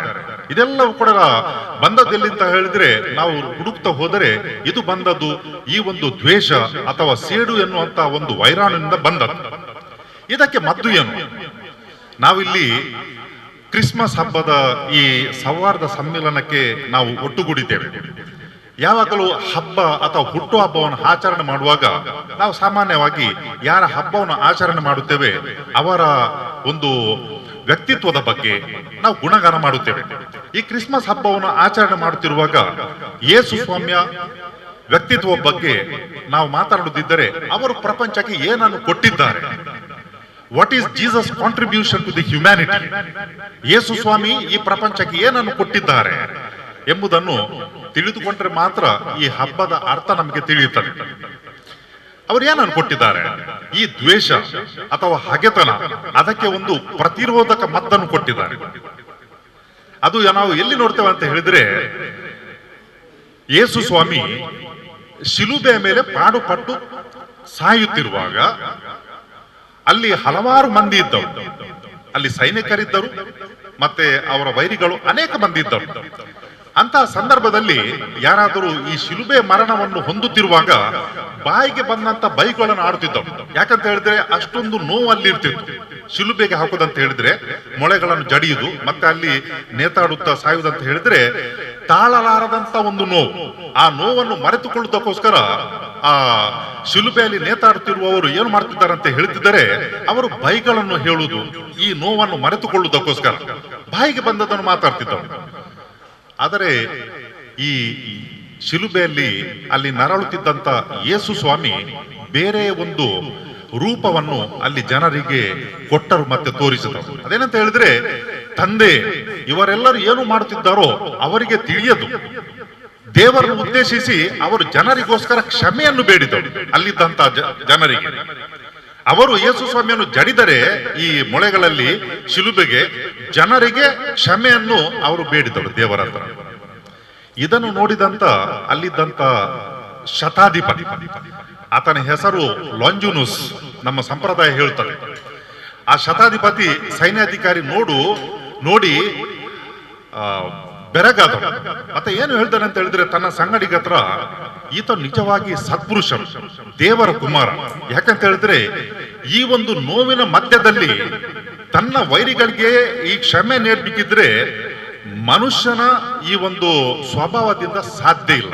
ಇದು ಹೇಳ್ಬೇಕಿದ್ರೆ ಮಾಡಬೇಕಿದ್ರೆ ಕೇವಲ ದೈವಾನುಗ್ರಹದಿಂದ ಮಾತ್ರ ಸಾಧ್ಯ. ಅದಕ್ಕಾಗಿ ಆತನು ಒಪ್ಪಿಕೊಂಡ ಆ ಸೈನ್ಯಾಧಿಕಾರಿ, ಯಾರು ಯೇಸು ಸ್ವಾಮಿಯ ಆ ಒಂದು ಶಿಲುಬೆಯ ಮರಣಕ್ಕೆ ಜವಾಬ್ದಾರನಾಗಿದ್ದನೋ ಆತನ ಅಧಿಕಾರಿ, ಆತನು ಒಪ್ಪಿಕೊಂಡ. ಏನಂತ ಹೇಳಿದ್ರೆ ಇವರು ನಿಜವಾಗಿಯೂ ಸತ್ಪುರುಷ, ದೇವರ ಕುಮಾರರಾಗಿರ್ಬೇಕಂತ. ಬದಲಾವಣೆ ಆಯ್ತು ಜೀವನ. ಆತನ ಏನ್ ಮಾಡಿದ್ದಾನೆ ಅಂತ ಹೇಳಿದ್ರೆ, ತನ್ನ ಸಂಗಡಿಗರೊಂದಿಗೆ ಅಲ್ಲಿಂದ ಈಜಿಪ್ಟ್ ದೇಶಕ್ಕೆ, ಕಪ್ಪದೋಷಕ್ಕೆ ಹೋದರು. ಅಂದಿನ ರಾಜ್ಯಪಾಲರಾದಂತಹ ಪಾನ್ಸಿಯಸ್ ಪಿಲಾತನು ಸೈನಿಕರನ್ನು ಕಳಿಸಿದ. ಈತನು ತಲೆಮರೆಸಿಕೊಂಡು ಹೋಗಿದ್ದಾನೆ, ಕರೆದುಕೊಂಡು ಬನ್ನಿ ಆತನ. ಅಲ್ಲಿ ಹೋದಾಗ ಈ ಸೈನಿಕರನ್ನು ನೋಡಿದಾಗ ಆ ಲಾಂಜುನಿಸ್ ಏನ್ ಮಾಡಿದೆ ಅಂತ ಹೇಳಿದ್ರೆ, ಮನೆಗೆ ಬರಮಾಡಿಕೊಂಡ, ಅತಿಥಿಗಳನ್ನು ಬರಮಾಡಿಕೊಂಡ ಹಾಗೆ. ಯಾಕಂತ ಹೇಳಿದ್ರೆ ಆತನ ಜೀವನ ಪರಿವರ್ತನೆ ಆಗಿದೆ. ಈ ಸೈನಿಕರಿಗೆ ತಿಳಿದಿರ್ಲಿಲ್ಲ. ಆ ಸೈನಿಕರು ಕ್ರಮೇಣ ತಿಳ್ಕೊಂಡರು, ಈತನ ಮನುಷ್ಯ, ಯಾರನ್ನ ನಾವು ಹಿಡ್ಕೊಂಡು ಹೋಗ್ಬೇಕಿತ್ತೋ ಆತನು ಇಲ್ಲಿದ್ದಾನೆ ಅಂತ ಹೇಳ್ಕೊಂಡು ಅವ್ರು ಏನ್ ಮಾಡ್ತಾರೆ ಅಂತ ಹೇಳಿದ್ರೆ, ಇಂಥ ಒಳ್ಳೆ ಮನುಷ್ಯನನ್ನು ನಾವು ಕೊಲ್ಲುದು ಯಾಕೆ ಅಂತ ಹೇಳಿಕೊಂಡು, ನೀನು ತಲೆ ಮರೆಸಿಕೊಂಡು ಓಡಿ ಹೋಗು, ನಾವು ನಿನ್ನನ್ನು ಹಿಡಿದುಕೊಂಡು ಹೋಗುದಿಲ್ಲ ಅಂತ ಹೇಳಿಕೊಂಡು. ಆದ್ರೆ ಈ ಮನುಷ್ಯ ಏನ್ ಮಾಡಿದ ಅಂತ ಹೇಳಿದ್ರೆ, ಬೇಡ, ನನ್ನ ಆತ್ಮ ಸಾಕ್ಷಿಯಾಗಿ ನಾನು ನಿಲ್ಲುತ್ತೇನೆ, ನಿಮ್ಗೆ ಏನು ಅಪ್ಪಣೆ ಉಂಟು ಅದನ್ನು ನೀವು ನೆರವೇರಿಸಿ ಅಂತ ಹೇಳಿಕೊಂಡು ಆತನು ಕೂಡ ಈ ಮರಣಕ್ಕೆ ಶರಣಾದದನ್ನು ನೋಡ್ತೇವೆ. ಯಾಕಂತ ಹೇಳಿದ್ರೆ ಆತನು ತನ್ನ ಕಣ್ಣಾರೆ ನೋಡಿದ್ದನು, ಶಿಲುಬೆ ಮೇಲೆ ಮರಣ ಹೊಂದುತ್ತಿರುವವರು ಮನುಷ್ಯ ವ್ಯಕ್ತಿ ತನ್ನ ವೈರಿಗಳಿಗೋಸ್ಕರ ಕ್ಷಮೆಯನ್ನು ನೀಡಿದ್ದ. ಅದಕ್ಕಾಗಿ ಈ ಪ್ರಪಂಚದಲ್ಲಿನ ದುಃಖಕ್ಕೆ ಮತ್ತೆ ಈ ಜಗಳಕ್ಕೆ, ದ್ವೇಷಕ್ಕೆ ಒಂದು ಪ್ರತಿರೋಧಕ ಶಕ್ತಿ ಅಂತ ಹೇಳಿದ್ರೆ ಅದು ಕ್ಷಮೆ ಅಂತ ಹೇಳಿಕೊಂಡು. ಮನುಷ್ಯರು ಯಾರಾದರೂ ಶಕ್ತಿಯುತವಾದವರು ಇನ್ನೊಬ್ಬರ ಮೇಲೆ ಅಟ್ಯಾಕ್ ಮಾಡಿದಾಗ ಅಥವಾ ಏನಾದರೂ ಅನ್ಯಾಯ ಮಾಡಿದಾಗ ಎರಡು ರೀತಿಯ ಪ್ರತಿಕ್ರಿಯೆಗಳನ್ನು ನಾವು ಕಾಣಬಹುದು. ಒಂದೇನಂತ ಹೇಳಿದ್ರೆ ತಲೆಬಾಗುವುದು, ಯಾಕಂತ ಹೇಳಿದ್ರೆ ನನ್ನಿಂದ ಆಗುವುದಿಲ್ಲ, ಅದಕ್ಕಾಗಿ ನಾನು ನನ್ನ ಸೋಲನ್ನು ಒಪ್ಪಿಕೊಳ್ಳುವುದು. ಇನ್ನೊಂದೇನಂತ ಹೇಳಿದ್ರೆ ಈ ಅಟ್ಯಾಕ್ ಅಥವಾ ಏನು ದೌರ್ಜನ್ಯ ಉಂಟೋ ಅಥವಾ ಏಟು ಉಂಟೋ ಅದನ್ನು ಎದುರಿಸುವುದು, ಜಗಳ ಮಾಡಿ ಅಲ್ಲ, ಬೇರೆ ಹೇಗೆ ಅಂತ ಹೇಳಿದ್ರೆ ಅದನ್ನು ಕಡೆಗಣಿಸಿ ಅಥವಾ ಅದನ್ನು ತಲೆಗೆ ಹಾಕಿಕೊಳ್ಳದೆ ಹಾಗೆ ಮಾಡ್ಬೇಕಿದ್ರೆ ಏನಿರ್ಬೇಕಂತ ಹೇಳಿದ್ರೆ ಇಂಟರ್ನಲ್ ಸ್ಟ್ರೆಂತ್ ಅಂತ ಹೇಳಿದ್ರೆ ಈ ಆಂತರಿಕ ಒಂದು ಶಕ್ತಿ ಇದ್ದರೆ ಮಾತ್ರ ಇತರರು ನಮ್ಮ ಬಗ್ಗೆ ತೆಗಳಿಕೆಯನ್ನು ಹೇಳುತ್ತಿರುವಾಗ ಅಥವಾ ಕೆಟ್ಟದನ್ನು ಮಾತನಾಡುವಾಗ ನಾವು ಅದನ್ನು ಏನು ಕೂಡ ತಲೆ ಹಾಕಿಕೊಳ್ಳದೆ ಹೋಗ್ಬಹುದು. ಅದಕ್ಕಾಗಿ ನಾವು ನೋಡ್ತೇವೆ ಪುಣ್ಯ ಪುರುಷರು ಏನ್ ಮಾಡ್ತಾರೆ, ಇತರರು ಅವರ ಬಗ್ಗೆ ಏನಾದ್ರು ಕೆಟ್ಟದ್ದು ಮಾತಾಡಿದ್ರೆ ತಲೆಗೆ ಹಾಕಿಕೊಳ್ಳುವುದಿಲ್ಲ, ಎಲ್ಲರಿಗೆ ಆಗುದಿಲ್ಲ. ನಿನ್ನೆ ಒಬ್ಬರು ಫೋನ್ ಮಾಡಿದರು ನನಗೆ ರಾತ್ರಿ, ಏನಂತ ಹೇಳಿದ್ರೆ ಈ ಮನುಷ್ಯ ನನಗೆ ಕೆಟ್ಟದಾಗಿ ಮಾತನಾಡಿದ್ದಾನೆ, ನೀವು ಸ್ವಲ್ಪ ಅವನಿಗೆ ಹೇಳಿ ಅಂತ ಹೇಳಿಕೊಂಡು. ನಾನು ಹೇಳ್ದೆ ಅವಸರ ಪಟ್ಬಿಟ್ಟು ಸ್ವಲ್ಪ ಸಮಯ ಉಂಟು, ನಾಳೆ ತನಕ ಕಾಯಿರಿ ಅಂತ ಹೇಳಿಕೊಂಡೆ. ಏನ್ ಮಾಡೋದಂತ ಹೇಳ್ತೇನೆ ಅಂತ ಹೇಳಿ ಆ ಮನುಷ್ಯ ಯಾರು ಕೆಟ್ಟದಾಗಿ ಮಾತನಾಡಿದನೋ ಇವತ್ತು ಬೆಳಿಗ್ಗೆ ಆತನು ಇನ್ನು ಕೆಲವರ ಹತ್ರ ಹೋಗಿ ಹೇಳಿದ್ದಾನೆ, ರಾತ್ರಿ ಹೀಗೆ ಹೇಳ್ದೆ ಸರಿಯಾಗಿ ಕೊಟ್ಟ ಅಂತ ಹೇಳಿಕೊಂಡು. ಇಬ್ಬರು ಕೂಡ ಬೇರೆಯವ್ರ ಹತ್ರ ಸರಿಯಾಗಿ ಕೊಟ್ಟಿದ್ದಾನಂತ ಹೇಳಿದವು. ಇದೇನಂತ ಹೇಳಿದ್ರೆ ಯಾರಾದ್ರೂ ಕೆಟ್ಟದ್ದು ಮಾತನಾಡಿದ್ರೆ ನಾವು ಅವರಿಗೆ ಡಬಲ್ ಕೊಡುದು, ಇದು ನಮ್ಮ ಸ್ವಭಾವ. ಆದರೆ ಯೇಸು ಸ್ವಾಮಿ ಇದಕ್ಕೆ ಒಂದು ಉತ್ತಮ ಮದ್ದನ್ನು ಕೊಟ್ಟಿದ್ದಾರೆ ಅಂತ ಹೇಳಿದ್ರೆ ಕ್ಷಮೆ. ಇದರ ಮುಖಾಂತರ ಅವರು ಇತರರನ್ನು ನಾವು ಯಾವ ರೀತಿ ಗೆಲ್ಲಬಹುದಂತ ತೋರಿಸಿಕೊಟ್ಟಿದ್ದಾರೆ. ಏಟಿಗೆ ಏಟಿನ ಮುಖಾಂತರ ಅಲ್ಲ, ಮುಯ್ಯಿಗೆ ಮುಯ್ಯಿ ಮುಖಾಂತರ ಅಲ್ಲ, ಅದರ ಬದಲಾಗಿ ನಾವು ಯಾವ ರೀತಿ ಪ್ರೀತಿಯಿಂದ ಕ್ಷಮೆಯಿಂದ ಇತರರನ್ನು ಗೆಲ್ಲಬಹುದಂತ ತೋರಿಸಿಕೊಟ್ಟಿದ್ದಾರೆ. ಯಾವ ರೀತಿ ಈ ಸೇಡು, ಯಾವ ರೀತಿ ಈ ಒಂದು ಅಸೂಯೆ, ಯಾವ ರೀತಿ ಹಗೆತನ ಅದರ ಕಿಡಿ ಹಚ್ಚಿದಾಗ ತಲೆಮಾರುಗಳ ತನಕ ಅದು ಜೀವಂತವಾಗಿ ಉಳಿದು ಅದರ ದ್ವೇಷವನ್ನು ಸಾಧಿಸಿಕೊಳ್ತದೋ ಅದೇ ಪ್ರಕಾರ ಈ ಯೇಸು ಸ್ವಾಮಿ ನೀಡಿದಂತ ಕ್ಷಮೆ ಏನುಂಟು ಅದರ ಕಿಡಿ ಕೂಡ ಶತಮಾನಗಳ ತನಕ ಅದು ಉಳಿತ ಬಂದಿದೆ. ಮತ್ತೆ ಇವತ್ತಿಗೆ ಕೂಡ ಅದು ತನ್ನ ಶಕ್ತಿಯನ್ನು ಪ್ರದರ್ಶಿಸುತ್ತದೆ. ನಾವು ನೋಡ್ತೇವೆ 1990ರಿಂದ 1994 ತನಕ ಆಫ್ರಿಕಾ ಖಂಡದಲ್ಲಿ ರುವಾಂಡ ಮತ್ತು ಬುರುಂಡಿ ಎಂಬ ಎರಡು ದೇಶಗಳ ನಡುವೆ ಅಲ್ಲಿ ಜನಾಂಗೀಯ ಒಂದು ದ್ವೇಷ ನಡೆದಿತ್ತು. ಲಕ್ಷಾಂತರ ಜನರು ಅದರಲ್ಲಿ ಕೊಲೆ ಮಾಡಲ್ಪಟ್ಟರು. 3 ಪಟ್ಟು ಜನರು ತಮ್ಮ ದೇಶವನ್ನು ಬಿಟ್ಟು ಓಡಿ ಹೋಗಿದ್ದರು. 1994 ಇಸವಿಯಲ್ಲಿ ಅಲ್ಲಿ ಒಂದು ಸಂಧಾನ ಏರ್ಪಟ್ಟಿದೆ ಯೇಸು ಸ್ವಾಮಿಯ ಆ ತತ್ವಗಳ ಆಧಾರದ ಮೇಲೆ. ಅಂದಿನಿಂದ ಇಂದಿನ ತನಕ 25 ವರ್ಷಗಳಲ್ಲಿ ಅವರು ಆ ಶಾಂತಿ ಸಂಧಾನದ ಮೂಲಕ, ಅಂದರೆ ಎಷ್ಟೋ ಜನರು ಸತ್ತು ಹೋಗಿದ್ದರು, ಅವರ ಪತ್ನಿಯಂದಿರು ವಿಧವರಾಗಿದ್ದರು, ಮಕ್ಕಳು ಅನಾಥರಾಗಿದ್ದರು, ಅವರು ಏನು ಮಾಡಿದ್ದಾರೆ ಅಂತ ಹೇಳಿದ್ರೆ ಒಟ್ಟಿಗೆ ಕೂತ್ಕೊಂಡು ಒಬ್ಬರು ಇನ್ನೊಬ್ಬರನ್ನು ಕ್ಷಮಿಸಿದರು. ಇವತ್ತು ಆ ದೇಶದಲ್ಲಿ ಆರ್ಥಿಕ ಅಭಿವೃದ್ಧಿ ಆಗ್ತಾ ಇದೆ, ಆ ದೇಶದಲ್ಲಿ ಸ್ವಚ್ಛತೆ ಬಂದಿದೆ, ಆ ದೇಶದಲ್ಲಿ ಭ್ರಷ್ಟಾಚಾರ ಕಡಿಮೆ ಆಗಿದೆ. ಯಾಕಂತ ಹೇಳಿದ್ರೆ ಅವರು ಏಟಿಗೆ ಹಿಂದೇಟು ಕೊಡ್ಲಿಕ್ಕೆ ಹೋಗ್ಲಿಲ್ಲ, ಬದಲಾಗಿ ಅವರು ಏನು ನಡೆದಿದೆಯೋ ಅದನ್ನು ಮರೆತು ಅನ್ಯಾಯ ಮಾಡಿದವರಿಗೆ, ನೋವು ಕೊಟ್ಟವರಿಗೆ ಅವ್ರು ಏನ್ ಮಾಡಿದ ಅಂತ ಹೇಳಿದ್ರೆ ಕ್ಷಮೆ ಕೊಟ್ಟಿದ್ದಾರೆ 20ನೇ ಶತಮಾನದ. ಇನ್ನೊಂದು ಎರಡು ಘಟನೆಗಳನ್ನು ನಿಮ್ಮ ಮುಂದೆ ಇಡ್ಲಿಕ್ಕೆ ನಾನು ಬಯಸುತ್ತೇನೆ. ಒಂದು 1995 ಇಸವಿ ಫೆಬ್ರವರಿ 25ನೇ ತಾರೀಕಿನಂದು ಓರ್ವ ಧರ್ಮ ಭಗಿನಿಯರು ಈ ಮಧ್ಯಪ್ರದೇಶದ ಇಂದೋರ್ನಿಂದ ಕೇರಳಕ್ಕೆ ಬರ್ತಿದ್ದರು. ಅವರನ್ನು ಒಬ್ಬರು ಬಸ್ಸಿನಿಂದ ಎಳೆದು 54 ಬಾರಿ ಚುಚ್ಚಿ ಅವರನ್ನು ಕೊಲೆ ಮಾಡಿದರು. ಅವರ ಹೆಸರು ಸಿಸ್ಟರ್ ರಾಣಿ ಮರಿ ಅಂತ ಹೇಳಿ. ಏನಂತ ಹೇಳಿದ್ರೆ ಈ ಬಡ ಜನರನ್ನು ಅವರು ತುಂಬಾ ಏನ್ ಮಾಡಿದ್ದಾರೆ ಅಂತ ಹೇಳಿದ್ರೆ ಈ ಗುಲಾಮಗಿರಿಯಿಂದ ಅಥವಾ ಸಾಲದಿಂದ ಹೊರಗೆ ತರಲಿಕ್ಕೆ ಪ್ರಯತ್ನ ಮಾಡಿದರು. ಅದಕ್ಕೆ ಒಂದು ಜಾಲ ಹೆಣೆದು ಅವರನ್ನು ಮುಗಿಸಿ ಬಿಡುವ ಒಂದು ಪ್ರಯತ್ನ. ಅವರ ತಂಗಿ ಅವರು ಕೂಡ ಓರ್ವ ಧರ್ಮ ಭಗಿನಿ, ಅವರ ಹೆಸರು ಸೆಲ್ವರಾಣಿ ಅಂತ ಹೇಳಿಕೊಂಡು ತನ್ನ ಹೆತ್ತವರ ಪರವಾಗಿ ಅವರು ಹೋಗಿ ಏನ್ ಮಾಡ್ತಾರೆ ಅಂತ ಹೇಳಿದ್ರೆ ಈ ವ್ಯಕ್ತಿ ಅಂತ ಹೇಳಿದ್ರೆ ಯಾವ ವ್ಯಕ್ತಿ ಆ ಸಿಸ್ಟರ್ ಅನ್ನು ಕೊಲೆ ಮಾಡಿದರೋ ಸಿಸ್ಟರ್ ರಾಣಿ ಮರಿಯಾ, ಆತನಿಗೆ ಸಮಂದರ್ ಸಿಂಗ್ ಜೈಲಿಗೆ ಹೋಗಿ ಆತನ ಕೈಗೆ ಈ ರಾಖಿಯನ್ನು ಕಟ್ಟಿ ತನ್ನ ಹೆತ್ತವರ ಸಂದೇಶವನ್ನು ಕೊಟ್ಟರು. ಅದೇನಂತ ಹೇಳಿದ್ರೆ ನಾವು ನಿಮ್ಮನ್ನು ಕ್ಷಮಿಸುತ್ತೇವೆ ಅಂತ ಹೇಳಿಕೊಂಡು ಆ ವ್ಯಕ್ತಿ ಇವತ್ತು ಪರಿವರ್ತನೆ ಆಗಿದ್ದಾನೆ. ಮತ್ತೆ ಆ ಕುಟುಂಬವನ್ನು ತುಂಬಾ ಪ್ರೀತಿಯಿಂದ ಹಚ್ಚಿಕೊಂಡಿದ್ದಾನೆ. ಅಲ್ಲಿಗೆ ಆ ದ್ವೇಷ ಮುಗಿದೋಯ್ತು. ಆತನಿಗೆ ಶಿಕ್ಷೆ ಸಿಕ್ಕಿದಾಗ ಮಾತ್ರ ನನ್ನ ಅಕ್ಕನಿಗೆ ಶಾಂತಿ ಸಿಗುದಂತ ಹೇಳಿಲ್ಲ, ಬದಲಾಗಿ ಏನ್ ಮಾಡಿದಾಳೆ ಅಂತ ಹೇಳಿದ್ರೆ ಆ ತಂಗಿ ಹೋಗಿ ಮನಸ್ಸಾರೆ ಏನ್ ಮಾಡಿದಾಳೆ ಅಂತ ಹೇಳಿದ್ರೆ ಕ್ಷಮಿಸಿದಳು. ಮತ್ತೆ ಆ ಮಗಳ ತಾಯಿ ಅವರೇನ್ ಮಾಡಿದಾರೆ ಅಂತ ಹೇಳಿದ್ರೆ ಈ ವ್ಯಕ್ತಿಯ ಕೈಯನ್ನು ನಾನು ಮುತ್ತಿಕ್ಕಲು ಆಸೆ ಪಡುತ್ತೇನೆ. ಯಾಕಂತ ಹೇಳಿದ್ರೆ ಯಾರಾದ್ರೂ ಹೇಳ್ತಿದ್ದರು ಈ ಕೆಟ್ಟ ಕೈ ನನ್ನ ಮಗಳನ್ನು ಕೊಂದು ಹಾಕಿದೆ ಅಂತ ಹೇಳಿದ್ರು. ಆದರೆ ಈ ತಾಯಿಯನ್ನು ಹೇಳಿದ್ದಾರೆ ಅಂತ ಹೇಳಿದ್ರೆ ನಾನು ಈ ಕೈಗಳನ್ನು ಮುತ್ತಿಕ್ಕಲು ಪ್ರಯತ್ನ ಪಡುತ್ತೇನೆ ಅಥವಾ ಆಸೆ ಪಡ್ತೇನೆ. ಯಾಕಂತ ಹೇಳಿದ್ರೆ ಈ ಕೈಗಳಿಂದ ನನ್ನ ಮಗಳ ರಕ್ತ ಅದು ಹರಿದು ಹೋಗಿದೆ. ಅದಕ್ಕಾಗಿ ಈ ಕೈಗಳನ್ನು ನಾನು ಮುಟ್ಲಿಕ್ಕೆ ನಾನು ಆಸೆ ಪಡ್ತೇನೆ ಅಂತ ಹೇಳಿಕೊಂಡು ಏನು ಶಿಕ್ಷೆ ಸಿಗಬೇಕಿತ್ತೋ ಆತನಿಗೆ ಅದನ್ನು ರದ್ದುಪಡಿಸುವಂತೆ ಮಾಡಿದರು ರಾಜ್ಯಪಾಲರ ಹತ್ರ ಹೋಗಿ. ಇನ್ನೊಂದು ಘಟನೆ ಏನಂತ ಹೇಳಿದ್ರೆ 1990 ಇಸವಿಯಲ್ಲಿ ಮೂಡನ ಒರಿಸ್ಸಾದಲ್ಲಿ ಕಿಯೋಂಜೂರ್ ಎಂಬ ಜಿಲ್ಲೆಯಲ್ಲಿ ಗ್ರಾಹಂ ಸ್ಟೈನ್ಸ್ ಆತನು ತನ್ನ ಪತ್ನಿಯೊಂದಿಗೆ ಜೀವಿಸುತ್ತಿದ್ದನು. 3 ಮಕ್ಕಳು, ಎಸ್ತೇರ್, ಫಿಲಿಪ್ ಮತ್ತೆ ತಿಮೋತಿ ಎಂಬವರು.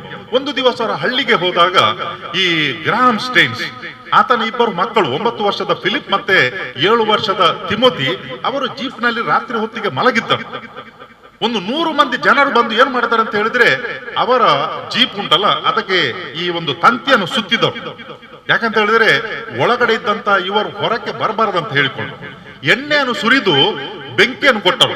3 ಮಂದಿ ಜೀವಂತವಾಗಿ ಈ ಜೀಪಿನ ಒಳಗೆ ಸತ್ತರು. ಗ್ರಾಹಂ ಸ್ಟೈನ್ಸ್ ಮತ್ತೆ ಆತನ ಮಗ ಫಿಲಿಪ್ 9 ವರ್ಷದವನು, 7 ವರ್ಷದ ತಿಮೋತಿ. ಆತನ ಪತ್ನಿ ಗ್ಲಾಡಿಸ್ ಸ್ಟೈನ್ಸ್ ಮತ್ತೆ ಮಗಳು ಎಸ್ತೇರ್ ಅವ್ರು ಏನ್ ಹೇಳ್ತಾರೆ ಅಂತ ಹೇಳಿದ್ರೆ ನಾವು ಮನಪೂರ್ವಕವಾಗಿ ಈ ಕೊಲೆಗಡುಕರನ್ನು ಅಥವಾ ನನ್ನ ಪತಿ ಮತ್ತೆ ಮಕ್ಕಳನ್ನು ಯಾರು ಕೊಂದಿದ್ದಾರೋ ಅವರನ್ನು ನಾವು ಕ್ಷಮಿಸ್ತೇವೆ, ಮನಸಾರೆ ಕ್ಷಮಿಸಿದರು. ಅದಕ್ಕೆ ಪ್ರಿಯ ಸಹೋದರ ಸಹೋದರಿಯರೇ, ನಾನು ಏನ್ ಹೇಳಲಿಕ್ಕೆ ಬಯಸ್ತೇನೆ ಅಂತ ಹೇಳಿದ್ರೆ ಈ ಸೇಡು ಮತ್ತೆ ದ್ವೇಷ ಈ ಕೊರೋನಾ ವೈರಸ್ಗಿಂತಲೂ ಅತಿಯಾದ ಒಂದು ದೊಡ್ಡ ಒಂದು ವೈರಸ್, ವಿಷ ಬೀಜ. ಇದು ನಾವು ಜಯಿಸಬೇಕಿದ್ರೆ ಮುಯಿಗೆ ಮುಯಿ ತೀರಿಸುವ ಮೂಲಕ ಅಲ್ಲ, ಸೇಡಿಗೆ ಸೇಡು ತೀರಿಸುವ ಮೂಲಕ ಅಲ್ಲ, ಬದಲಾಗಿ ಪ್ರೀತಿಯಿಂದ, ಸ್ನೇಹದಿಂದ, ಕ್ಷಮೆಯಿಂದ ಮಾತ್ರ ಅದನ್ನು ಮಾಡ್ಲಿಕ್ಕೆ ಸಾಧ್ಯ. ಯೇಸು ಸ್ವಾಮಿಯ ಕಾಲದಲ್ಲಿ ಜಕ್ಕಯ್ಯನೆಂಬವನಿದ್ದನು, ತುಂಬಾ ಲೂಟಿಗೋರ. ಯಾಕಂದ್ರೆ ಸುಂಕ ವಸೂಲು ಮಾಡುವುದನ್ನು ಎಷ್ಟು ಮಾಡಿದಂತ ಅವನಿಗೆ ಗೊತ್ತು, ಅಷ್ಟು ಹಣ ಮಾಡಿದ್ದನು ಅವನು. ಎಲ್ಲರೂ ಕೂಡ ಆತನನ್ನು ಏನ್ ಮಾಡ್ತಿದ್ದಾರೆ ಅಂತ ಹೇಳಿದ್ರೆ ದ್ವೇಷಿಸಿದ್ದರು. ಈ ಮನುಷ್ಯ ಇನ್ನೋರ್ವ ಮಗ್ದಲದ ಮರಿಯಳು ವ್ಯಭಿಚಾರಕ್ಕೆ ಒಳಗಾದವಳು ಎಷ್ಟು ಪಾಪಗಳನ್ನು ಮಾಡಿದಳು ಅವಳಿಗೆ ಗೊತ್ತು. ಯೇಸು ಸ್ವಾಮಿ ಇಬ್ಬರನ್ನು ಕೂಡ ಕ್ಷಮಿಸಿದರು. ಅವರು ಸಂಪೂರ್ಣವಾಗಿ ಬದಲಾಗಿ ಇವತ್ತು ಅವರು ಪವಿತ್ರ ಧರ್ಮಸಭೆಯಲ್ಲಿ ಸಂತರಾಗಿದ್ದಾರೆ. ಜನರು ಅವರ ಅನುಕರಣೆ ಮಾಡ್ತಿದ್ದಾರೆ. ಒಂದು ವೇಳೆ ಈ ಕ್ಷಮೆ ಎಂಬ ಪದ ಇಲ್ಲದಿದ್ದರೆ ಅಥವಾ ಯೇಸು ಸ್ವಾಮಿ ಅವರನ್ನು ಕ್ಷಮಿಸದೆ ಇದ್ದಿದ್ರೆ ಈ ಮನುಷ್ಯರು ಕೆಟ್ಟದಾಗಿ ಉಳಿತಿದ್ದರು. ಅವರಿಗೆ ಒಂದು ಬದಲಾಗುವಂತ ಅವಕಾಶ ಸಿಗ್ತಿರ್ಲಿಲ್ಲ. Our god is a god of second choice. ಯೇಸು ಸ್ವಾಮಿ ನಮಗೆ ಒಂದು ತೋರಿಸಿಕೊಟ್ಟಿದ್ದಾರೆ ಅಂತ ಹೇಳಿದ್ರೆ ನಮ್ಮ ದೇವರು 2ನೇ ಆಯ್ಕೆಯ ದೇವರು ಅಂತ ಹೇಳಿದ್ರೆ ಒಂದು ಸಲ ತಪ್ಪಿ ಬಿದ್ದರೆ ಶಿಕ್ಷೆಯ ಮುಖಾಂತರ ನಮ್ಮನ್ನು ನಾಶ ಮಾಡುವಂತ ದೇವರಲ್ಲ, ಬದಲಾಗಿ ಕ್ಷಮೆಯ ಮುಖಾಂತರ ಪುನಃ ಒಂದು ಅವಕಾಶವನ್ನು ಕೊಡುವಂತ ದೇವರು ನಮ್ಮ ದೇವರಾಗಿದ್ದಾರಂತ ಯೇಸು ಸ್ವಾಮಿ ನಮಗೆ ತೋರಿಸಿಕೊಟ್ಟಿದ್ದಾರೆ. ಈ ಸಂದರ್ಭದಲ್ಲಿ ನಾನು ಇಷ್ಟೇ ಹೇಳಲಿಕ್ಕೆ ಬಯಸುತ್ತೇನೆ, ಯೇಸು ಸ್ವಾಮಿ ಮಾನವ ಕುಲಕ್ಕೆ ಪ್ರಪಂಚಕ್ಕೆ ನೀಡಿದ ದೊಡ್ಡ ಒಂದು ಕೊಡುಗೆ ಅಂತ ಹೇಳಿದ್ರೆ ಕ್ಷಮೆ.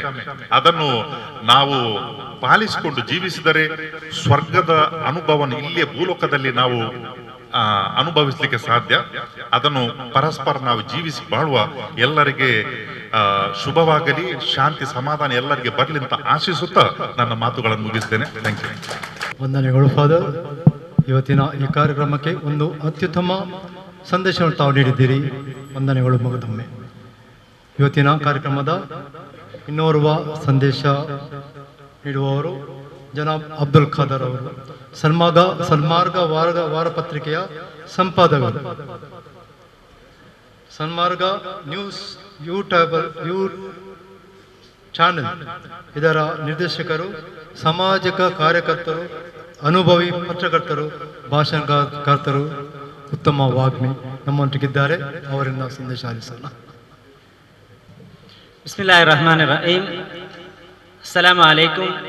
ಈ ಕಾರ್ಯಕ್ರಮದ ಅಧ್ಯಕ್ಷತೆ ವಹಿಸಿರುವ ಅಧ್ಯಕ್ಷರೇ, ವೇದಿಕೆಯಲ್ಲಿರುವ ಮತ್ತು ವೇದಿಕೆಯ ಮುಂಭಾಗದಲ್ಲಿರುವ ಎಲ್ಲ ಗೌರವಾನ್ವಿತರೆ, ಎಲ್ರಿಗೂ ಕೂಡ ಕ್ರಿಸ್ಮಸ್ ಹಬ್ಬದ ಮುಂಗಡ ಶುಭಾಶಯಗಳು. ಪ್ರಚಲಿತ ಜಗತ್ತಿನಲ್ಲಿ ಮತ್ತು ಈ ಹಿಂದಿನ ಕಾಲದಲ್ಲಿ ಕೂಡ ಸೌಹಾರ್ದವನ್ನು ಕೆಡಿಸುವುದಕ್ಕೆ ಹಲವು ಕಾರಣಗಳಲ್ಲಿ ಒಂದು ಬಹುಮುಖ್ಯ ಕಾರಣ ಏನು ಅಂತ ಹೇಳಿದ್ರೆ ಅದು ಸಂದೇಹ. ಈ ಜಗತ್ತನ್ನು ಸಂದೇಹ ಸಾಕಷ್ಟು ನಷ್ಟಕ್ಕೆ ಒಳಪಡಿಸಿದೆ. ನಾವು ಸುಲಭವಾಗಿ, ಟೈಮ್ ಇಲ್ಲದೆ ಇರುವುದರಿಂದ ಬಹಳ ಸುಲಭವಾಗಿ ಅರ್ಥ ಮಾಡಿಕೊಳ್ಬೇಕು ಅಂತ ಹೇಳಿದ್ರೆ ಅದು ಕೊರೋನಾ ಕಾಲ ಅಂತ ಹೇಳ್ಬೋದು. 5-7 ತಿಂಗಳ ಹಿಂದೆ ನಾನು ಕಲಿಮಾರ್ ಸರ್ಗೆ ಕೈ ಕೊಡ್ತಾ ಇರಲಿಲ್ಲ, ಇನ್ನೊಬ್ಬರಿಗೆ ಕೈ ಕೊಡ್ತಾ ಇರಲಿಲ್ಲ, ಶೇಕ್ ಹ್ಯಾಂಡ್ ಮಾಡ್ತಾ ಇರಲಿಲ್ಲ. ಮನೆಗೆ ನಮ್ಮ ಕುಟುಂಬದವರು ಬರುವುದಾದ್ರೆ ಬರಬೇಡಿ, ಈಗ ಸ್ವಲ್ಪ ತಡೀರಿ ಅಂತ ಹೇಳ್ತಾ ಇದ್ವಿ. ನಮ್ಮವರ ಶವ ಸಂಸ್ಕಾರಕ್ಕೂ ನಾವು ಹೋಗ್ಲಿಲ್ಲ. ಅತ್ಯಂತ ಅನುಮಾನದೊಂದಿಗೆ, ನಾನು ಯಾಕೆ ಶೇಕ್ ಹ್ಯಾಂಡ್ ಮಾಡಲಿಲ್ಲ ಅಂತ ಹೇಳಿದ್ರೆ, ನನ್ನ ರೋಗ ಅವರಿಗೆ ವರ್ಗಾವಣೆ ಆಗುತ್ತೋ ಅನ್ನುವ ಅನುಮಾನ. ಹಾಗೆ ಅವರು ಯಾಕೆ ನನಗೆ ಕೈಗೊಡುವುದಿಲ್ಲ ಅಂತ ಹೇಳಿದ್ರೆ, ಅವರ ರೋಗ ನನಗೆ ವರ್ಗಾವಣೆ ಆಗುತ್ತೋ ಅನ್ನುವ ಅನುಮಾನ. ಹೀಗೆ 5-6 ತಿಂಗಳವರೆಗೆ ನಾವು ಬಹಳ ಅನುಮಾನದಿಂದ, ಸಂದೇಹದಿಂದ ನಮ್ಮನ್ನು ನಾವು ತಡೆದಿರಿಸಿಕೊಂಡ್ವಿ. ಈಗ ಕೊರೋನಾ ಹೋಗಿದೆ ಅಂತಲ್ಲ, ಈಗಲೂ ಕೂಡ ಕೊರೋನಾ ಇದೆ. ಈ ಹಿಂದೆ ನಮಗೆ ದ್ವೇಷ ಕೂಡ ಇರಲಿಲ್ಲ, ನನಗೆ ಯಾರ ಜೊತೆ ದ್ವೇಷ ಇರಲಿಲ್ಲ, ಆದ್ರೆ ನಾವೊಂದು ಅಂತರವನ್ನು ಇಟ್ಕೊಂಡು ಬದುಕಿದ್ವಿ. ಈಗ ಕೊರೋನಾ ಇದೆ, ಆದ್ರೆ ನಾನು ಎಲ್ರಿಗೂ ಇವತ್ತು ಶೇಕ್ ಹ್ಯಾಂಡ್ ಮಾಡಿದ್ವಿ. ಇಲ್ಲಿ ಯಾರು ಕೂಡ ಹೆಚ್ಚಿನವರು ಮಾಸ್ಕ್ ಹಾಕಿಲ್ಲ. ಯಾಕೆಂತ ಹೇಳಿದ್ರೆ ಕೊರೋನಾವನ್ನು ನಾವು ತಿಳ್ಕೊಂಡ್ವಿ, ಅದು ಸಂದೇಹದ ಒಂದು ಭಾಗವಾಗಿ ಇವತ್ತು ಉಳಿದಿಲ್ಲ. ನಮ್ಗೆ ಕೊರೋನಾ ಅಂದ್ರೆ ಏನು ಗೊತ್ತು, ಕೊರೋನಾದ ಕಾಲದಲ್ಲಿ ಏನೆಲ್ಲ ನಾವು ಮಾಡಿದ್ವಿ ಅವೆಲ್ಲಕ್ಕೂ ಕೂಡ ಇವತ್ತು ಪಶ್ಚಾತ್ತಾಪ ಪಡುವ ಸ್ಥಿತಿಯಲ್ಲಿ ಇದ್ದೇವೆ. ಯಾಕೆಂತ ಹೇಳಿದ್ರೆ ನನಗೆ ಕೊರೋನಾ ಅರ್ಥ ಆಗಿದೆ, ನಿಮ್ಗೆ ಕೊರೋನಾ ಅರ್ಥ ಆಗಿದೆ. ಸ್ವಾತಂತ್ರ್ಯದ ಕಾಲದಲ್ಲಿ ಸ್ವಾಮಿ ಶ್ರದ್ಧಾನಂದರ ಹತ್ಯೆ ಆದಾಗ, ಅವರ ಹತ್ಯೆಯನ್ನು ಮುಸ್ಲಿಂ ಯುವಕ ಮಾಡಿದಾಗ ದೇಶದಲ್ಲಿ ಮುಸ್ಲಿಮರ ಬಗ್ಗೆ ಅನೇಕ ಅನುಮಾನದ ಸಂದೇಹದ ಸಂದೇಶಗಳು ಹರಿದಾಡ್ತವೆ, ಕುರ್ಆನ್ನ ಬಗ್ಗೆ ಸಂದೇಹದ ಮಾತುಗಳು ಬರುತ್ತೆ. ಆಗ ಗಾಂಧೀಜಿ ಒಂದು ನಿರ್ಧಾರ ತಗೊಳ್ತಾರೆ. ನೀವು ಇತಿಹಾಸ ಓದಿದ್ರೆ ನಿಮ್ಗೂ ಕೂಡ ಗೊತ್ತು. ಅವ್ರು ಏನ್ ಮಾಡ್ತಾಳೆ ಅಂತ ಹೇಳಿದ್ರೆ, ಈ ದೇಶದ ಸ್ವಾತಂತ್ರ್ಯ ಹೋರಾಟದಲ್ಲಿ ಭಾಗವಹಿಸಿದ್ದ ಮೌಲಾನಾ ಮುಹಮ್ಮದ್ ಅಲಿ ಅಂತ, ಶೌಕತ್ ಅಲಿ ಮತ್ತು ಮುಹಮ್ಮದ್ ಅಲಿ ಅಂತ ಇಬ್ರು ಬಹಳ ಮುಂಚೂಣಿಯಲ್ಲಿ ಈ ದೇಶದ ಸ್ವಾತಂತ್ರ್ಯ ಸಂಗ್ರಾಮದಲ್ಲಿ ಹೋರಾಡಿದರು. ಅವ್ರು ಏನ್ ಮಾಡ್ತಾರೆ ಅಂದ್ರೆ ಘೋಷಿಸ್ತಾರೆ, ಈ ದೇಶದಲ್ಲಿ ಹಿಂಸೆಯ ಭಾಷೆ ನಿಲ್ಬೇಕು, ಹಿಂಸೆಯ ಭಾವ ನಿಲ್ಬೇಕು. ಅದಕ್ಕಾಗಿ ಅವರು ಏನು ಘೋಷಿಸ್ತಾರೆ ಅಂತ ಹೇಳಿದ್ರೆ, ನಾನು ಮೌಲಾನಾ ಮುಹಮ್ಮದ್ ಅಲಿ ಅವರ ಮನೆಯಲ್ಲಿ 20 ದಿನಗಳ ಕಾಲ ಉಪವಾಸ ಸತ್ಯಾಗ್ರಹ ಮಾಡ್ತೇನೆ ಅಂತ. 20 ದಿನಗಳ ಕಾಲ ಉಪವಾಸ ಸತ್ಯಾಗ್ರಹ ಮಾಡ್ತೇನೆ. ನಾನು ಯಾಕೆ ಅವರ ಮನೆಯನ್ನು ಆಯ್ಕೆ ಮಾಡಿಕೊಂಡೆ ಅಂತ ಹೇಳಿದ್ರೆ, ಓರ್ವ ಒಳ್ಳೆಯ ಮುಸ್ಲಿಮನ ಮನೆಯಲ್ಲಿ ಮುಸ್ಲಿಮರಂದ್ರೆ ಏನು ಅಂತ ನನಗೆ ತಿಳ್ಕೊಳ್ಬೇಕು ಅಂತ. ಆಗ ಎಲ್ಲರೂ ಅವರಲ್ಲಿ ಹೇಳಿದ್ರು, ನೀವು ಉಪವಾಸ ಸತ್ಯಾಗ್ರಹ ಮಾಡಬೇಡಿ ಅಂತ. ಆದರೆ ಗಾಂಧೀಜಿ ಪಟ್ಟು ಬಿಡದೆ ಮೊಹಮ್ಮದ್ ಅಲಿ ಅವರ ಮನೆಯಲ್ಲಿ ಹೋಗಿ 20 ದಿನಗಳ ಕಾಲ ಉಪವಾಸ ಸತ್ಯಾಗ್ರಹ ಮಾಡ್ತಾರೆ. ಆ ದೇಹದ ಸ್ಥಿತಿ ಹದಗೆಟ್ಟರು ಕೂಡ ಅವರು ತನ್ನ ಉಪವಾಸದಿಂದ ಹಿಂತೆರಳುವುದಿಲ್ಲ. ಮಾತ್ರ ಅಲ್ಲ, ಮೊಹಮ್ಮದ್ ಅಲಿ ಮತ್ತು ಅವರ ತಾಯಿ ಕೂಡ ಅವರ ಜೊತೆ ಉಪವಾಸ ಸತ್ಯಾಗ್ರಹ ಮಾಡ್ತಾರೆ. ಕೊನೆಯದಾಗಿ ಅವರನ್ನು ಬೀಳ್ಕೊಡುವಾಗ ಮೊಹಮ್ಮದ್ ಅಲಿ ಏನ್ ಮಾಡಿದ್ರು ಅಂತ ಹೇಳಿದ್ರೆ, ನಿಮ್ಮ ಭಾವನೆ ನಮ್ಗೆ ಗೊತ್ತು, ನೀವು ಗೋವನ್ನು ಬಹಳವಾಗಿ ಪ್ರೀತಿಸ್ತೀರಿ, ಆದ್ದರಿಂದ ನಮ್ಮ ವತಿಯಿಂದ ನಿಮ್ಗೊಂದು ಗೋವು ಕೊಡ್ತೇನೆ ಅಂತ ಹೇಳಿ ಗಾಂಧೀಜಿಯವರಿಗೆ ಗೋವು ಕೊಟ್ಟಿದ್ರು. ಇದು ಹೇಗೆ ಸಾಧ್ಯ ಆಯಿತು ಅಂತ ಹೇಳಿದ್ರೆ, ಮನಸ್ಸು ಅರ್ಥ ಆಯ್ತು ಅಂತ. ನನ್ನ ಮಟ್ಟಿಗೆ ನೀವು ಏನು ಅಂತ ನನಗೆ ಗೊತ್ತಾದಾಗ ಸುಲಭವಾಗಿ ಏನು ಒಂದು ಸಂದೇಶ ರವಾನೆ ಆಗುತ್ತೆ. ನೀವು ನನಗೆ ಅರ್ಥ ಆದ್ರೆ ಆ ಬಳಿಕ ಅನುಮಾನಗಳಿರುವುದಿಲ್ಲ, ಸಂದೇಹಗಳಿರುವುದಿಲ್ಲ. ಪ್ರವಾದಿ ಮೊಹಮ್ಮದ್ ಸಲ್ಲಲ್ಲಾಹು ಅಲೈಹಿ ವಸಲ್ಲಂ ಒಮ್ಮೆ ಒಂದು ಸಂಜೆಯ ವೇಳೆ, ರಾತ್ರಿಯ ವೇಳೆ ತನ್ನ ಪತ್ನಿ ಜೊತೆ ಮನೆಯಿಂದ ಹೊರಡ್ತಾರೆ. ಈಗಿನ ಹಾಗೆ ಬೀದಿ ದೀಪ ಇಲ್ಲದ ಕಾಲದಲ್ಲಿ ಹಾಗೆ ಹೋಗುವಾಗ ಅವರ ಅನುಯಾಯಿ, ಅವರ ಪರಿಚಿತ ವ್ಯಕ್ತಿ ಅವರಿಗೆ ಎದುರಾಗ್ತಾರೆ. ಪ್ರವಾದಿ ಮೊಹಮ್ಮದ್ ತನ್ನ ಪತ್ನಿ ಜೊತೆಗೆ ಒಂದಿಷ್ಟು ದೂರ ಹೋಗಿ ಮತ್ತೆ ತಿರುಗಿ ಬಂದು ಹೇಳ್ತಾರೆ ಆ ವ್ಯಕ್ತಿಯಲ್ಲಿ, ಅದು ನನ್ನ ಪತ್ನಿ ಅಂತ. ಯಾಕೆ ಅಂತ ಅವ್ರು ಹೇಳ್ತಾರೆ, ನನಗೇನು ಅನುಮಾನ ಇಲ್ಲ, ನೀವು ಯಾಕೆ ನನಗೆ ಹೀಗೆ ಹೇಳ್ತೀರಿ ಅಂತ. ಅಂದ್ರೆ ಈ ಅನುಮಾನ ಇಲ್ಲದೆ ಇದ್ರೆ ಬೇರೆ ಏನಾದ್ರೂ ಸಂದೇಹದ ಮಾತುಗಳು ಹೋಗುವುದಕ್ಕೆ ಸಾಧ್ಯತೆ ಇದೆ. ಆ ಕಾರಣಕ್ಕಾಗಿ ಪ್ರವಾದಿ ಆ ಸಂದೇಹದ ಆ ಭಾವನೆಯನ್ನು, ಆ ವಾತಾವರಣೆಯನ್ನು ತಿಳುಗೊಳಿಸಲು ಪ್ರಯತ್ನಿಸ್ತಾರೆ. ಕೊನೆಯದಾಗಿ, ಸಮಯ ಇಲ್ಲ, ಕೊನೆಯದಾಗಿ ನಮ್ಮಲ್ಲಿ ಇತ್ತೀಚೆಗೆ ನಮ್ಮ ಒಂದು ವಲಯದಲ್ಲಿ ಒಂದು ಚರ್ಚೆ ನಡೆದಿತ್ತು. ಅದೇನಂತ ಹೇಳಿದ್ರೆ, ಎಲ್ಲ ರೀತಿಯ ವಿಚಾರಧಾರೆ ಇರುವ ವ್ಯಕ್ತಿಗಳ ಒಂದು ಗುಂಪು ನಮ್ದು. ಅದರಲ್ಲಿ ಒಂದು ಪ್ರಶ್ನೆ ಬಂತು. ಅದೇನಂತ ಹೇಳಿದ್ರೆ, ಬ್ರಾಹ್ಮಣರು ದೇವಸ್ಥಾನ ಪ್ರವೇಶಿಸುವಾಗ ಯಾಕೆ ಶರ್ಟ್ ಕಳಿಸ್ತಾರೆ ಅನ್ನುವ ಒಂದು ಚರ್ಚೆ. ಬೇರೆ ಬೇರೆ ರೀತಿ ಎಲ್ರಿಗೂ ಗೊತ್ತಿರಲಿಲ್ಲ, ನನಗೂ ಗೊತ್ತಿರಲಿಲ್ಲ. ಆಗ ಒಬ್ರು ಬಹಳ ಬುದ್ಧಿವಂತರು ಹೇಳಿದ್ರು, ಹಲವು ಮಂದಿ ಇದ್ದಾರೆ ಅವರ ಜೊತೆಗೆ. ಅದೇನಂತ ಹೇಳಿದ್ರೆ, ತಾನು ಬ್ರಾಹ್ಮಣ ಅಂತ ಗೊತ್ತಾಗಬೇಕು ಒಳಗೆ, ಅದಕ್ಕಾಗಿ ತಾನು ಶರ್ಟ್ ಕಳಚಿದ್ರೆ ಜನಿವಾರ ಕಾಣಿಸುತ್ತೆ, ಆದ್ದರಿಂದ ಒಳಗೆ ಹೆಚ್ಚಿನ ಗೌರವ ಸಿಗುತ್ತೆ, ಒಳಗೆ ಬರುವ ಭಕ್ತರು ಕೂಡ ಹೆಚ್ಚು ಗೌರವ ಕೊಡ್ತಾರೆ ಅಂತ. ನೋಡುವಾಗ ಅನೇಕ ಮಂದಿಗೆ ಆ ಭಾವನೆ ಇದೆ. ಮುಸ್ಲಿಮರಿಗೆ ಅಲ್ಲ, ಹಿಂದೂ ಸಹೋದರಿಗೆ ಕೂಡ ಅನೇಕರಿಗೆ ಅಂತಹ ಭಾವನೆ ಇದೆ. ಆಗ ಅದರಲ್ಲಿರುವ ತಿಳುವಳಿಕೆ ಇರುವ ಅವರು ಬ್ರಾಹ್ಮಣರು ಅದಕ್ಕೆ ಉತ್ತರ ಕೊಡ್ತಾರೆ. ಅದೇನು ಅಂತ ಹೇಳಿದ್ರೆ, ಅದು ಬ್ರಾಹ್ಮಣರು ಅಂತ ತೋರಿಸುವುದಕ್ಕಾಗಿ ಶರ್ಟ್ ಕಳಚುವುದಲ್ಲ, ನಿಮ್ಗೆ ಗೊತ್ತಿಲ್ಲ. ಅದೇನು ಅಂತ ಹೇಳಿದ್ರೆ, ಕತ್ತರಿಸಿದ ಬಟ್ಟೆಯನ್ನು ದೇವಸ್ಥಾನದ ಒಳಗಡೆ ಬ್ರಾಹ್ಮಣರು ಹಾಕುವುದಿಲ್ಲ, ಆದ್ದರಿಂದ ಅವರು ಶರ್ಟ್ ಕಳಿಸಿದ್ದಾರೆ. ಯಾಕಂದ್ರೆ ಕತ್ತರಿಸಿದ ಬಟ್ಟೆ. ಆಗ ಪ್ರಶ್ನೆ ಬಂತು, ಪ್ಯಾಂಟ್ ಹಾಕುದಿಲ್ವಾ ಅಂತ. ಹಿಂದಿನ ಕಾಲದಲ್ಲಿ ಪ್ಯಾಂಟ್ ಕೂಡ ಹಾಕ್ತಾ ಇರ್ಲಿಲ್ಲ, ಲುಂಗಿ ಹಾಕ್ತಾ ಇದ್ರು. ಆದ್ರೆ ಈ ಕಾಲದಲ್ಲಿ ಅದರಲ್ಲಿ ಒಂದಿಷ್ಟು ಬದಲಾವಣೆ ಬಂದಿದೆ. ಅವ್ರು ಇನ್ನೊಂದು ಪ್ರಶ್ನೆ ಕೇಳ್ತಾರೆ. ಅದೇನಂತ ಹೇಳಿದ್ರೆ, ಬ್ರಾಹ್ಮಣರ ಮನೆಯಲ್ಲಿ ಸತ್ಯನಾರಾಯಣ ಪೂಜೆ ಆದ್ರೆ, ಬೇರೆ ಪೂಜೆ ಆದ್ರೂ ಕೂಡ ಅವರು ಶರ್ಟ್ ಕಳಿಸ್ತಾರೆ, ಅವ್ರು ಯಾರಿಗೆ ಜನಿವಾರ ತೋರಿಸುವುದು ಅಂತ. ಅಂದ್ರೆ ಒಳಗಿನ ವಿಚಾರಗಳು ನಮಗೆ ಗೊತ್ತಿಲ್ಲ. ನಾವು ಇದುವರೆಗೆ ಅಂತ ಒಂದು ಭಾವನೆಯನ್ನು ಇಟ್ಕೊಂಡು ಬದುಕಿದ್ದೀವಿ. ನಾನಲ್ಲ, ಅನೇಕರು ಅಂತ ಭಾವನೆಯನ್ನು ಇಟ್ಕೊಂಡು ಬಂದಿದ್ರು. ಅದೇನು ಅಂತ ಹೇಳಿದ್ರೆ, ಅವರು ಶರ್ಟ್ ಕಳಚುವುದು ಇಂಥ ಕಾರಣಕ್ಕಾಗಿ ಅಂತ. ಯಾವಾಗ ಅವರು ಅದನ್ನು ತಿದ್ದಿದ್ರು, ಸಂದೇಹಗಳು ದೂರ ಆದವು. ಇವತ್ತಿನ ದಿನಗಳ ಬಹಳ ಅಗತ್ಯ ಏನು ಅಂತ ಹೇಳಿದ್ರೆ, ನಾವು ಅನೇಕರ ಬಗ್ಗೆ ನಾವು ಅವರನ್ನು ನೋಡಿ ಹೇಳ್ತೇವೆ, ಅವರು ಹಾಗೆ, ಅವರು ಹೀಗೆ, ಅವರ ಧರ್ಮ ಹಾಗೆ, ಅವರ ವಿಚಾರಗಳು ಹೀಗೆ ಅನೇಕ ಬಾರಿ ನಾವು ಹೇಳ್ಕೊಂಡು ನಮ್ಮ ಆಚೆಗೆ ಹೋಗ್ತೇವೆ. ಇವತ್ತು ಬೈಬಲ್ನ ಬಗ್ಗೆ ತಪ್ಪು ಅಭಿಪ್ರಾಯವನ್ನು ಮೂಡಿಸುವುದಕ್ಕೆ ಕಷ್ಟ ಏನೂ ಇಲ್ಲ ಅಂತ. ನಮ್ಮಲ್ಲಿ ವಾಟ್ಸಪ್ ಇದೆ, ಬೈಬಲ್ನ ಇಂತಿಂಥ ಪೇಜ್ನಲ್ಲಿ ಇಂತಿಂಥ ಶ್ಲೋಕ, ಇಂತಿಂಥ ಕಾಂಡದಲ್ಲಿ ಇಷ್ಟಿಷ್ಟನೇ ಪೇಜ್ನಲ್ಲಿ ಹೀಗಿದೆ, ಅದು ಹಿಂದೂ ಧರ್ಮಕ್ಕೆ ಇಷ್ಟು ವಿರುದ್ಧ, ಇಸ್ಲಾಂ ಧರ್ಮಕ್ಕೆ ಇಷ್ಟು ವಿರುದ್ಧ ಅಂತ ಹೇಳಿ ಒಬ್ಬ ಬರೆದು ಬಿಟ್ರೆ ಅದು 100 ಮಂದಿಗೆ ರವಾನೆ ಆಗುತ್ತೆ, ಅಲ್ಲಿಂದ 1000 ಮಂದಿಗೆ ರವಾನೆ ಆಗುತ್ತೆ. ಅದನ್ನು ತಿಳಿ ಹೇಳುವುದಕ್ಕೆ ಇನ್ನೊಬ್ಬರಿಲ್ಲ ಅಂತ. ಅದುವೇ ನಮ್ಮಲ್ಲಿ ರೂಢ ಮೂಲವಾಗಿರುತ್ತೆ, ಅಚ್ಚಾಗಿರುತ್ತೆ. ಒಂದು ದಿನ ಅದು ಸ್ಫೋಟ ಆಗುತ್ತೆ. ಎಲ್ಲ ಧರ್ಮಗಳ ವಿಚಾರಗಳು ಕೂಡ ಹಾಗೆ, ಕುರಾನ್ನ ಬಗ್ಗೆ ಕೂಡ ಹಾಗೆ, ಗೀತೆಯ ಬಗ್ಗೆ ಕೂಡ ಹಾಗೆ, ಹೇಗೆ ಬೇಕಾದರೂ ಇವತ್ತು ಪ್ರಚಾರ ಮಾಡಬಹುದು. ಈ ಹಿನ್ನೆಲೆಯಲ್ಲಿ ನಾವು ಅವುಗಳನ್ನು ಇಟ್ಟುಕೊಳ್ಳದೆ ಇಂತಹ ಸಭೆಗಳನ್ನು ಏರ್ಪಡಿಸುವುದು, ಮತ್ತು ಕನಿಷ್ಠ ನಾನು ಹೇಳ್ತಾ ಇರುವುದು 1 to 1 ಮಾತಾಡುವುದು. ನನ್ನ ವಿಚಾರಗಳು ಎಲ್ಲವನ್ನು ನೀವು ಒಪ್ಪಿಕೊಳ್ಬೇಕಾದ ಅಗತ್ಯ ಇಲ್ಲ. ಆದ್ರೆ ನಾನು ಮಾನವ ದ್ವೇಷಿ ಆಗಬಾರ್ದು, ನಾನು ಇನ್ನೊಬ್ಬರನ್ನು ದ್ವೇಷಿಸಬಾರ್ದು, ನನ್ನ ವಿಚಾರಕ್ಕಾಗಿ ಇನ್ನೊಬ್ಬರನ್ನು ಹತ್ಯೆ ಮಾಡುವ ಅಷ್ಟು ದ್ವೇಷದ ವ್ಯಕ್ತಿಯಾಗಬಾರ್ದು. ಇದಕ್ಕಿರುವ ಬಹಳ ಸುಲಭದ ದಾರಿ ಏನು ಅಂತ ಹೇಳಿದ್ರೆ, ನನಗೆ ಇನ್ನೊಬ್ಬರಿಗೆ ಅನುಮಾನ ಬಂದ್ರೆ ನೇರವಾಗಿ ಅವರ ಮನೆಗೆ ಹೋಗೋದು, ಅವರನ್ನು ಭೇಟಿಯಾಗುವುದು, ಮೊಬೈಲ್ನಲ್ಲಿ ಭೇಟಿಯಾಗುವುದು, ಆ ಮುಖಾಂತರ ಅನುಮಾನಗಳನ್ನು ಪರಿಹರಿಸಿಕೊಳ್ಳುವುದು, ಸಮಾಜದ ಒಂದು ಉತ್ತಮ ಸಮಾಜವಾಗಿ ಬಾಳುವುದಕ್ಕೆ ನಮ್ಮ ವಿಚಾರಗಳನ್ನು ಬದಲಿಸಿಕೊಳ್ಳುವುದು. ಈ ಹಿನ್ನೆಲೆಯಲ್ಲಿ ಇಂತಹ ವೇದಿಕೆಗಳು ಮಾತ್ರ ಅಲ್ಲ, ನಮ್ಮಲ್ಲಿರುವ ಸಂದೇಹಗಳನ್ನು ತಿಳಿಗೊಳಿಸುವುದಕ್ಕೆ ಪೂರಕ ಆದ ಎಲ್ಲ ವೇದಿಕೆಗಳನ್ನು ಬಳಸಿಕೊಳ್ಳೋಣ, ವಿಚಾರಗಳನ್ನು ಹಂಚೋಣ, ಆ ಮುಖಾಂತರ ನಾವು ಒಳ್ಳೆಯ ಭಾರತೀಯರಾಗೋಣ ಅಂತ ಕರೆ ಕೊಡುತ್ತಾ ನನ್ನ ಮಾತು ಮುಗಿಸ್ತೇನೆ. ವಾಖರದ ವಾನ ಅಲ್ಹಮ್ದುಲಿಲ್ಲಾಹಿ ರಬ್ಬಿಲ್ ಆಲಮೀನ್. ಅಸ್ಸಲಾಮು ಅಲೈಕುಂ. ಸಾಹಿತ್ಯ ಕ್ಷೇತ್ರದಲ್ಲಿ ಕೆಲವು ಪುಸ್ತಕಗಳನ್ನು ಬರೆದಿದ್ದಾರೆ ಹಾಗೂ ಉತ್ತಮ ಸಂದೇಶವನ್ನು ನೀಡುತ್ತಾ ಇದ್ದಾರೆ. ಇವತ್ತು ಈ ಸಂದರ್ಭದಲ್ಲಿ ಕ್ರಿಸ್ಮಸ್ ಸಂದೇಶ ನೀಡಲು ಮುಂದೆ ಬರ್ತಿದ್ದಾರೆ ಶ್ರೀಮಾನ್ ಸದಾಶಿವ ಆಳ್ವ ತರಪಾಡಿ. ಯಂ ಶೈವ ಸಮುಪಾಸತೆ ಶಿವ ಇತಿ ಬ್ರಹ್ಮೇತಿ ವೇದಾಂತಿನ ಬೌದ್ಧ ಬುದ್ಧ ಇತಿ ಪ್ರಮಾಣಪಟವಃ ಕರ್ತೇತಿ ನೈಯಾಯಿಕ ಅಹರ್ನಿತ್ಯತಃ ಜೈನ ಶಾಸನರತ ಕರ್ಮೇತಿ ಮೀಮಾಂಸಕ ಸೋಯಂ ವೋ ವಿದಧಾತು ವಾಂಛಿತ ಫಲಂ ತ್ರೈಲೋಕ್ಯನಾಥೋ ಹರಿ. ವೇದಿಕೆಯ ಮೇಲೆ ಆಸೀನರಾಗಿರುವಂತಹ ಎಲ್ಲ ಗಣ್ಯರೇ ಹಾಗೂ ವೇದಿಕೆಯ ಮುಂಭಾಗದಲ್ಲಿರುವಂತಹ ಗಣ್ಯ ಸಭಾಸದರೇ, ನನಗೆ ಗೊತ್ತಿದೆ ಇದು ಉಪನ್ಯಾಸ ಅಲ್ಲ, ಇಲ್ಲಿ ಸಂದೇಶ ಬೇಕಾದರೆ. ಹಾಗಾಗಿ ಬಹಳ ಮುಖ್ಯವಾಗಿ ಇವತ್ತು ನಾನು ಹೊಸಕುರಲ್ ಹಾಗೂ ಸದ್ಭಾವನಾ ವೇದಿಕೆ ಇವರಿಬ್ಬರನ್ನು ಕೂಡ ಹಾರ್ದಿಕವಾಗಿ ಅಭಿನಂದಿಸ್ತೇನೆ. ಸಮಾಜದ ಒಬ್ಬ ಜವಾಬ್ದಾರಿಯುತವಾದಂತಹ ವಾಹಿನಿಯ ಮುಖ್ಯಸ್ಥರಾಗಿ ಒಂದು ಒಳ್ಳೆಯ ಕಾರ್ಯಕ್ಕೆ ಹೊಸಕುರಲ್ನವರು ಕೈ ಹಾಕಿದ್ದಾರೆ. ಅದರ ಜೊತೆಯಲ್ಲಿ ನಮ್ಮ ಸದ್ಭಾವನಾ ವೇದಿಕೆಯವರು ಒಂದು ಒಳ್ಳೆಯ ವಾಕ್ಯ ಉಂಟು ಅದರಲ್ಲಿ, ಸದ್ಭಾವನೆಯಿಂದ ಸಾಮರಸ್ಯದ ಕಡೆಗೆ ಅಂತ. ಯಾವಾಗಲೂ ನಮ್ಮ ಮನಸ್ಸಿನ ಭಾವನೆಯಲ್ಲಿ ಸದ್ಭಾವನೆಗಳು ಮೂಡಿದರೆ ಖಂಡಿತವಾಗಿಯೂ ನಮ್ಮಲ್ಲಿ ಸಾಮರಸ್ಯ ಮೈಗೂಡುತ್ತದೆ. ಇವತ್ತು ಭಗವಾನ್ ಕ್ರಿಸ್ತರ ಈ ಭೂಮಿಗೆ ಅವರು ಆಗಮಿಸಿದಂತಹ ಆ ಪವಿತ್ರವಾದಂತಹ ದಿನ ಎನ್ನುವುದೇನುಂಟು, ಕ್ರಿಸ್ಮಸ್ ಎನ್ನುವ ದಿನ ಏನುಂಟು, ಈ ದಿನದ ಒಂದು ಆಚರಣೆಗೆ ನಾವೆಲ್ಲರೂ ಕೂಡ ಜಾತಿ ಮತದ ಭೇದವನ್ನು ಬಿಟ್ಟು ಒಂದಾಗಿದ್ದೇವೆ ಅಂತಾದ್ರೆ ಇದು ನಮ್ಮ ಸದ್ಭಾವನೆ. ಬಂಧುಗಳೇ, ನಾನು ಬಹಳಷ್ಟು ಹರ್ಷ ಪಡ್ತೇನೆ.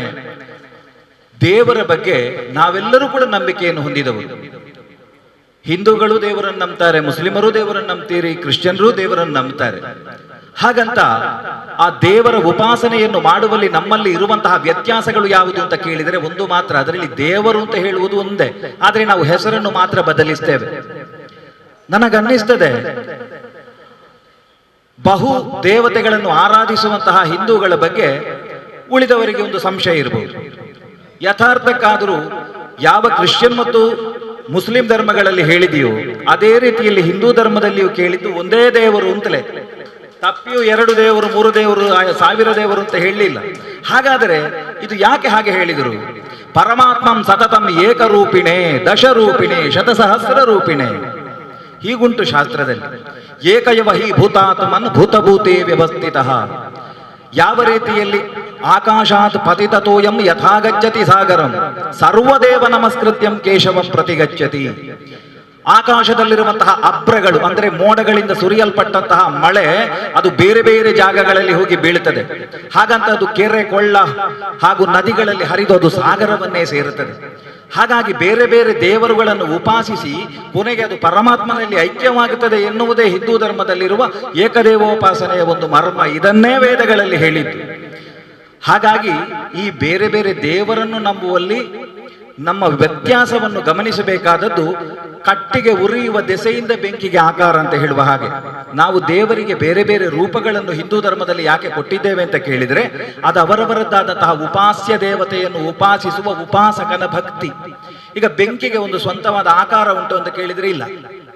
ಹಾಗಾದ್ರೆ ಕಟ್ಟಿಗೆ ಹೇಗೆ ಉರಿಯುತ್ತದೋ ಹಾಗೆ ಬೆಂಕಿಗೆ ಆಕಾರ, ನೀರಿಗೆ ಆಕಾರ ಉಂಟು. ಯಾವ ಪಾತ್ರೆಗೆ ನಾವು ನೀರನ್ನು ಹಾಕ್ತೇವೆ ಹಾಗೆ ಅದಕ್ಕೆ ಆಕಾರ. ಹಾಗೆ ನೀರು ಒಂದು, ಬೆಂಕಿ ಒಂದೇ. ಇದು ಅತ್ಯಂತ ಸರಳವಾದಂತಹ ಸೂತ್ರ. ಈ ಒಂದು ತತ್ವದ ನೆಲೆಯಿಂದ ಕಾಣುವಾಗ ನಮಗೆ ಯಾವ ಧರ್ಮದಲ್ಲಿಯೂ ಯಾವ ಧರ್ಮಗಳಲ್ಲಿ ಕೊಟ್ಟಂತಹ ದಿವ್ಯ ಸಂದೇಶಗಳಲ್ಲಿಯೂ ನನಗೆ ವ್ಯತ್ಯಾಸ ಕಾಣುವುದೇ ಇಲ್ಲ. ನನಗೆ ಬಹಳ ದೊಡ್ಡ ಅಧ್ಯಯನ ಏನೂ ಇಲ್ಲ ಕುರಾನ್ನ ಬಗ್ಗೆ ಆಗಲಿ ಬೈಬಲ್ನ ಬಗ್ಗೆ ಆಗಲಿ. ಆದರೆ ನಾನು ಅದರ ಸೂಕ್ಷ್ಮವಾದಂತಹ ಸಾರವನ್ನು ಗ್ರಹಿಸಿದ್ದೇನೆ. ಅಲ್ಲಿ ವೇದಗಳಲ್ಲಿ ಏನು ಹೇಳಲ್ಪಟ್ಟಿದೆಯೋ ಅದೇ ರೀತಿಯ ತತ್ವಗಳನ್ನು ಅದೇ ರೀತಿಯ ಸಂದೇಶಗಳನ್ನು ನಮ್ಮ ಬೈಬಲ್ನಲ್ಲಿಯೂ ಹೇಳಿದೆ, ಕುರಾನ್ನಲ್ಲಿ ಕೂಡ ಹೇಳಿದೆ. ಕುರಾನ್ನಲ್ಲಿ ಬಹಳ ಸ್ಪಷ್ಟವಾಗಿ ಮನುಕುಲದಲ್ಲಿ ಪ್ರತಿಯೊಬ್ಬರನ್ನು ನಾವು ಪ್ರೀತಿಸಬೇಕು ಅಂತ ಹೇಳುವಂತಹ ಸಂದೇಶ ಇದೆ. ಯಾವ ಕಾರಣಕ್ಕೂ ಇಸ್ಲಾಂನಲ್ಲಿ ಒಂದು ಹಿಂಸೆಯ ಮಾರ್ಗವನ್ನು ಪ್ರಚೋದಿಸಲೇ ಇಲ್ಲ. ನಾನೊಬ್ಬ ಯಕ್ಷಗಾನ ಕಲಾವಿದನಾಗಿ ಹೇಳ್ತೇನೆ, ಶೇಣಿ ಗೋಪಾಲಕೃಷ್ಣ ಭಟ್ರು ಬಪ್ಪ ಬಿಹಾರಿಯ ಪಾತ್ರವನ್ನು ಮಾಡ್ತಿದ್ರು. ಬಪ್ಪ ಬಿಹಾರಿಯ ಪಾತ್ರ ಮಾಡಿ ಅವರು ಹೇಳ್ತಿದ್ರು ಹೇಗೆ ಅಂತ ಕೇಳಿದ್ರೆ, ಇದು ನೆತ್ತರು ಕಂಡಲ್ಲಿ ಮುಸ್ಲಿಂ ನಿಲ್ಲುವುದಿಲ್ಲ ಅಂತ. ಇದರ ಸಂದೇಶ ಏನು ಅತ್ಯಂತ ಬಹಳ ಸ್ವಾರಸ್ಯವಾಗಿ ಅವರು ಹೇಳ್ತಾ ಇದ್ರು. ಇಸ್ಲಾಂನ ತತ್ವಗಳನ್ನು ಆಧರಿಸಿ ಈ ಮನುಕುಲದಲ್ಲಿ ಮನುಷ್ಯರಾದಂತಹ ನಾವು ಆ ದೇವನಾದಂತಹ ಅಲ್ಲಾಹನ ಕೃಪೆಯಿಂದ ಬದುಕುತ್ತೇವೆ ಅಂತ ಆದರೆ ಪರಸ್ಪರ ನಾವು ಪ್ರೀತಿ ವಿಶ್ವಾಸದಿಂದ ಬದುಕಬೇಕು. ಇನ್ನೊಬ್ಬರ ನೋವಿನಿಂದ ಹಿಂಸೆಯಿಂದ ಯಾವ ಕಾರಣಕ್ಕೂ ನಾವು ನೆಮ್ಮದಿಯನ್ನು ಪಡೆಯುವುದಿಲ್ಲ ಅಂತ ಹೇಳುವಂತಹ ತತ್ವವನ್ನು ಇಸ್ಲಾಂ ಧರ್ಮದಲ್ಲಿ ಸಾರಲಾಗಿದೆ. ನಾನು ಫಾದರ್ ಅವರಾಗ ಹೇಳಿದಂತಹ ಒಂದು ಮಾತನ್ನು ಅತ್ಯಂತ ಹರ್ಷದಿಂದ ಸ್ವಾಗತಿಸ್ತೇನೆ. ಬಹಳ ಚೆನ್ನಾಗಿ ಹೇಳಿದರು ಅವರು ಸಂದೇಶದಲ್ಲಿ. ನಮ್ಮ ಉಪನಿಷತ್ತಿನಲ್ಲಿಯೂ ಇದಕ್ಕೆ ಪೂರಕವಾದಂತಹ ಒಂದು ಮಾತುಂಟು. ಅವರು ಹೇಳಿದ್ದಕ್ಕೆ ಏನು ಅಂತ ಹೇಳಿದರೆ, ಮನುಷ್ಯನಿಗೆ ತನಗೆ ತೊಂದರೆ ಆಗ್ತದೆ ಅಂತ ಹೇಳುವಾಗ ಆಯ್ಕೆ ಅವಕಾಶಗಳು ಅವರು 2 ಅಂತ ಹೇಳಿದ್ರು. ಅದಕ್ಕೆ ನಾನು ಒಂದು ಸೇರಿಸ್ತೇನೆ, 3 ಉಂಟು. ಒಬ್ಬ ನಮಗೆ ತೊಂದರೆ ಮಾಡ್ತಾನೆ, ಕೊಲ್ಲಿಕ್ಕೆ ಬರ್ತಾನೆ ಅಂತ ಆಗುವಾಗ ಒಂದು, ಅಯ್ಯೋ ದೇವರೇ ನನಗೆ ಕೂಡುವುದಿಲ್ಲ, ನಾನು ಶರಣಾಗಿದ್ದೇನೆ ಅಂತ ಅವನಿಗೆ ಸೋಲೊಪ್ಪುವುದು. ಇನ್ನೊಂದು, ನಿನ್ನಿಂದ ಕೂಡ್ತದ ಮಗನೇ ಅಂತ ನಾನು ಕೂಡ ಹೆಮ್ಮೆಯಿಂದ ಎದೆ ಉಬ್ಬಿಸಿ ಮುಂದೆ ಹೋಗು. ಇನ್ನೊಂದು, ಭಗವನ್ನಿಯತಿಗೆ ಶರಣಾಗುವುದು. ನನ್ನನ್ನು ರಕ್ಷಿಸುವ ದೇವರಿದ್ದಾನೆ, ಅವನ ಮುಂದೆ ನಾನು ಶರಣಾಗುತ್ತೇನೆ ಅಂತ ಹೇಳುವಂತಹ ಮಾತನ್ನಾಡುವುದು. ಉಪನಿಷತ್ತಿನಲ್ಲಿ ಸ್ವಯಂಭೂಮನು ಲೋಕರಕ್ಷಣೆಯ ಕಾರ್ಯಕ್ಕಾಗಿ ನಿಯುಕ್ತಿಗೊಂಡಿರುವಂತಹ ಹೊತ್ತಿನಲ್ಲಿ ಅವನನ್ನು ಮುಗಿಸುವುದಕ್ಕಾಗಿ ರಾಕ್ಷಸರು ಒಂದು ಹಂಚಿಕೆಯ ಊಟವನ್ನು ಮಾಡಿದಂತಹ ಹೊತ್ತಿಗೆ ಏನಾಗ್ತದೆ ಅಂತ ಕೇಳಿದರೆ, ಆ ಸ್ವಯಂಭೂಮನುವಿಗೆ ಆರ್ಷ ಮಂತ್ರಗಳ ದರ್ಶನ ಆಗ್ತದೆ. ಈಶಾವಾಸ್ಯಂ ಇದಂ ಸರ್ವಂ ಯತ್ ಕಿಂಚ ಜಗತ್ಯಾಂ ಜಗತ್ ತೇನ ತ್ಯಕ್ತೇನ ಭುಂಜಿತ ಮಾ ಘೃತಕಸ್ಯ ಸ್ವಿಧನಂ. ಈಶಾವಾಸ್ಯ ಉಪನಿಷತ್ತು ಎನ್ನುವ ಹಾಗೆ ಅದು ಜಗತ್ತಿನಲ್ಲಿ ಅತ್ಯಂತ ಪ್ರಸಿದ್ಧವಾಗಿದೆ. ಈ ಉಪನಿಷತ್ತಿನ ಮಂತ್ರಗಳು ಅವನಿಗೆ ಬರಬೇಕಿದ್ರೆ ಆಗ ಫಾದರ್ ಹೇಳಿದಂತಹ ಅದೇ ಮಾತು, ರೋಮಕ ಶತಾಪದಿ, ಕಾವಲಿನ ರೋಮಕ ಶತಾಪದಿ. ಅವನು ಅಲ್ಲಿಂದ ಯೇಸು ಸ್ವಾಮಿಯ ಕೊನೆಯ ಗಳಿಗೆಯಲ್ಲಿ ನೀವು ಹೇಳಿದಿರಲ್ಲ, ಐಗುಪ್ತಕ್ಕೆ ಹೋದದ್ದು. ಅಲ್ಲಿದ್ದ ಈಜಿಪ್ತಿಗೆ, ಐಗುಪ್ತ ಅಂತ ಹೇಳುವುದಲ್ಲ ಅದಕ್ಕೆ, ಐಗುಪ್ತ. ಆ ಹೊತ್ತಿಗೆ ಬರುವ ಸನ್ನಿವೇಶವನ್ನು ಉತ್ತರಿಸಿ ತಾವು ಹೇಳಿದ್ದೀರಿ ಆ ಮಾತು. ಇಲ್ಲಿ ಸ್ವಯಂಭೂ ಮನುವಿಗೆ ಅದೇ ಅನುಭವ ಆದದ್ದು. ಅವ 3 ಆಯ್ಕೆಯ ಅವಕಾಶವನ್ನು ಇಲ್ಲಿ ಪಡ್ಕೊಳ್ತಾನೆ. ಒಂದು, ನಾನು ರಾಕ್ಷಸರಿಗೆ ಹೆದರಿ ನನಗೆ ಕೂಡುವುದಿಲ್ಲ ಅಂತ ಹೇಳಬೇಕು. ಅದನ್ನು ತಾಮಸ ಮಾರ್ಗ ಅಂತ ಹೇಳ್ತಾರೆ, ಅಂದ್ರೆ ಶರಣಾಗತನಾಗುವುದು. ಇನ್ನೊಂದು ರಾಜಸ ಮಾರ್ಗ, ನನಗೆ ಕೂಡುತ್ತದೆ, ನಾನು ಅವರ ಜೊತೆ ಹೋರಾಟವನ್ನು ಮಾಡ್ತೇನೆ. ಇಲ್ಲ, ಅದು ರಾಜಸ ಮಾರ್ಗ, ಅದನ್ನು ಆಯ್ಕೆ ಮಾಡಿಕೊಳ್ಳಿಲ್ಲ. ಭಗವನ್ನೇತಿಗೆ ನಾನು ಶರಣಾಗುತ್ತೇನೆ, ನನ್ನನ್ನು ರಕ್ಷಿಸುವಂತಹ ದೇವರಿದ್ದಾನೆ, ಯಾವ ಕಾರಣಕ್ಕೂ ನನ್ನನ್ನು ಬಿಡುವುದಿಲ್ಲ. ಈ ಮಾರ್ಗವನ್ನು ಅಲ್ಲಿ ಸ್ವಯಂಭೂಮನು ಆಯ್ಕೆ ಮಾಡ್ತಾನೆ. ಆ ಮೂಲಕವಾಗಿ ಭಗವಂತನು ತಾನು ಯಜ್ಞನಾಮಕನಾಗಿ ಬಂದು ಅವನನ್ನು ರಕ್ಷಿಸ್ತಾನೆ. ಹಾಗಾದರೆ ಈ ಸಂದೇಶ ಎನ್ನುವುದು ಸಾಮರಸ್ಯದ ಸಂದೇಶವನ್ನು ಕೊಡುವಲ್ಲಿ ಉದ್ಗ್ರಂಥಗಳು ನಮಗೆ ಏನನ್ನು ಹೇಳ್ತದೆ ಅಂತ ಕೇಳಿದರೆ, ಎಲ್ಲ ಗ್ರಂಥಗಳಲ್ಲಿಯೂ ಇಂತಹ ಒಳ್ಳೆಯ ವಿಷಯಗಳನ್ನೇ ನಾವು ಕಾಣುತ್ತೇವೆ. ಮೊಹಮ್ಮದ್ ಪೈಗಂಬರ್ ಅವರ ಜೀವನದಲ್ಲಿ ನಾವು ಕಾಣುತ್ತೇವೆ, ಅವರು ಕಂದಕವನ್ನು ತೋಡುವಂತಹ ಕೆಲಸವನ್ನು ಮಾಡುವಂತಹ ಹೊತ್ತಿನಲ್ಲಿ ತಾನು ಒಬ್ಬ ಗಾರೆಯ ಕೆಲಸದವನಾಗುತ್ತಾರೆ. ಅವರೇನು ಹೇಳುವುದಿಲ್ಲ, ನಾನು ಕೆಲಸ ಮಾಡುವುದಿಲ್ಲ ಅವರ ಜೊತೆ ಅಂತ ಇಲ್ಲ. ಅವರ ಒಟ್ಟಿಗಿದ್ದವರು ಹೇಳ್ತಾರಂತೆ, ನೀವು ಕೆಲಸ ಮಾಡಬೇಡಿ, ನಾವು ಮಾಡ್ತೇವೆ. ಇಲ್ಲ, ನಾನು ಮಾಡ್ತೇನೆ, ನನಗೆ ಅವರ ಕಷ್ಟದ ಅರಿವಿದೆ. ಅಂದರೆ ಈ ಗ್ರಂಥದಲ್ಲಿ ನಾವು ಕುರಾನ್ನಂತಹ ದಿವ್ಯ ಗ್ರಂಥಗಳಲ್ಲಿ ಕಾಣುವುದು ಕೂಡ ಇಂತಹ ಒಳ್ಳೆಯ ಸಂದೇಶಗಳನ್ನು. ಎಲ್ಲಿಯೂ ಕೂಡ ಮನುಕುಲಕ್ಕೆ ಮಾರಕವಾಗುವಂತಹ ಸಂದೇಶವನ್ನು ನಾವು ಯಾವ ಗ್ರಂಥಗಳಲ್ಲಿಯೂ ಕಾಣುವುದಿಲ್ಲ. ಹಾಗಾದರೆ ಇಂತಹ ಒಂದು ಮನಸ್ಥಿತಿ ನಮ್ಮಲ್ಲಿ ಯಾಕೆ ಬರ್ತದೆ ಅಂತ ಕೇಳಿದ್ರೆ, ನಮ್ಮ ಸಂಕುಚಿತವಾದಂತಹ ಮನಸ್ಥಿತಿ ಇದಕ್ಕೆ ಕಾರಣ.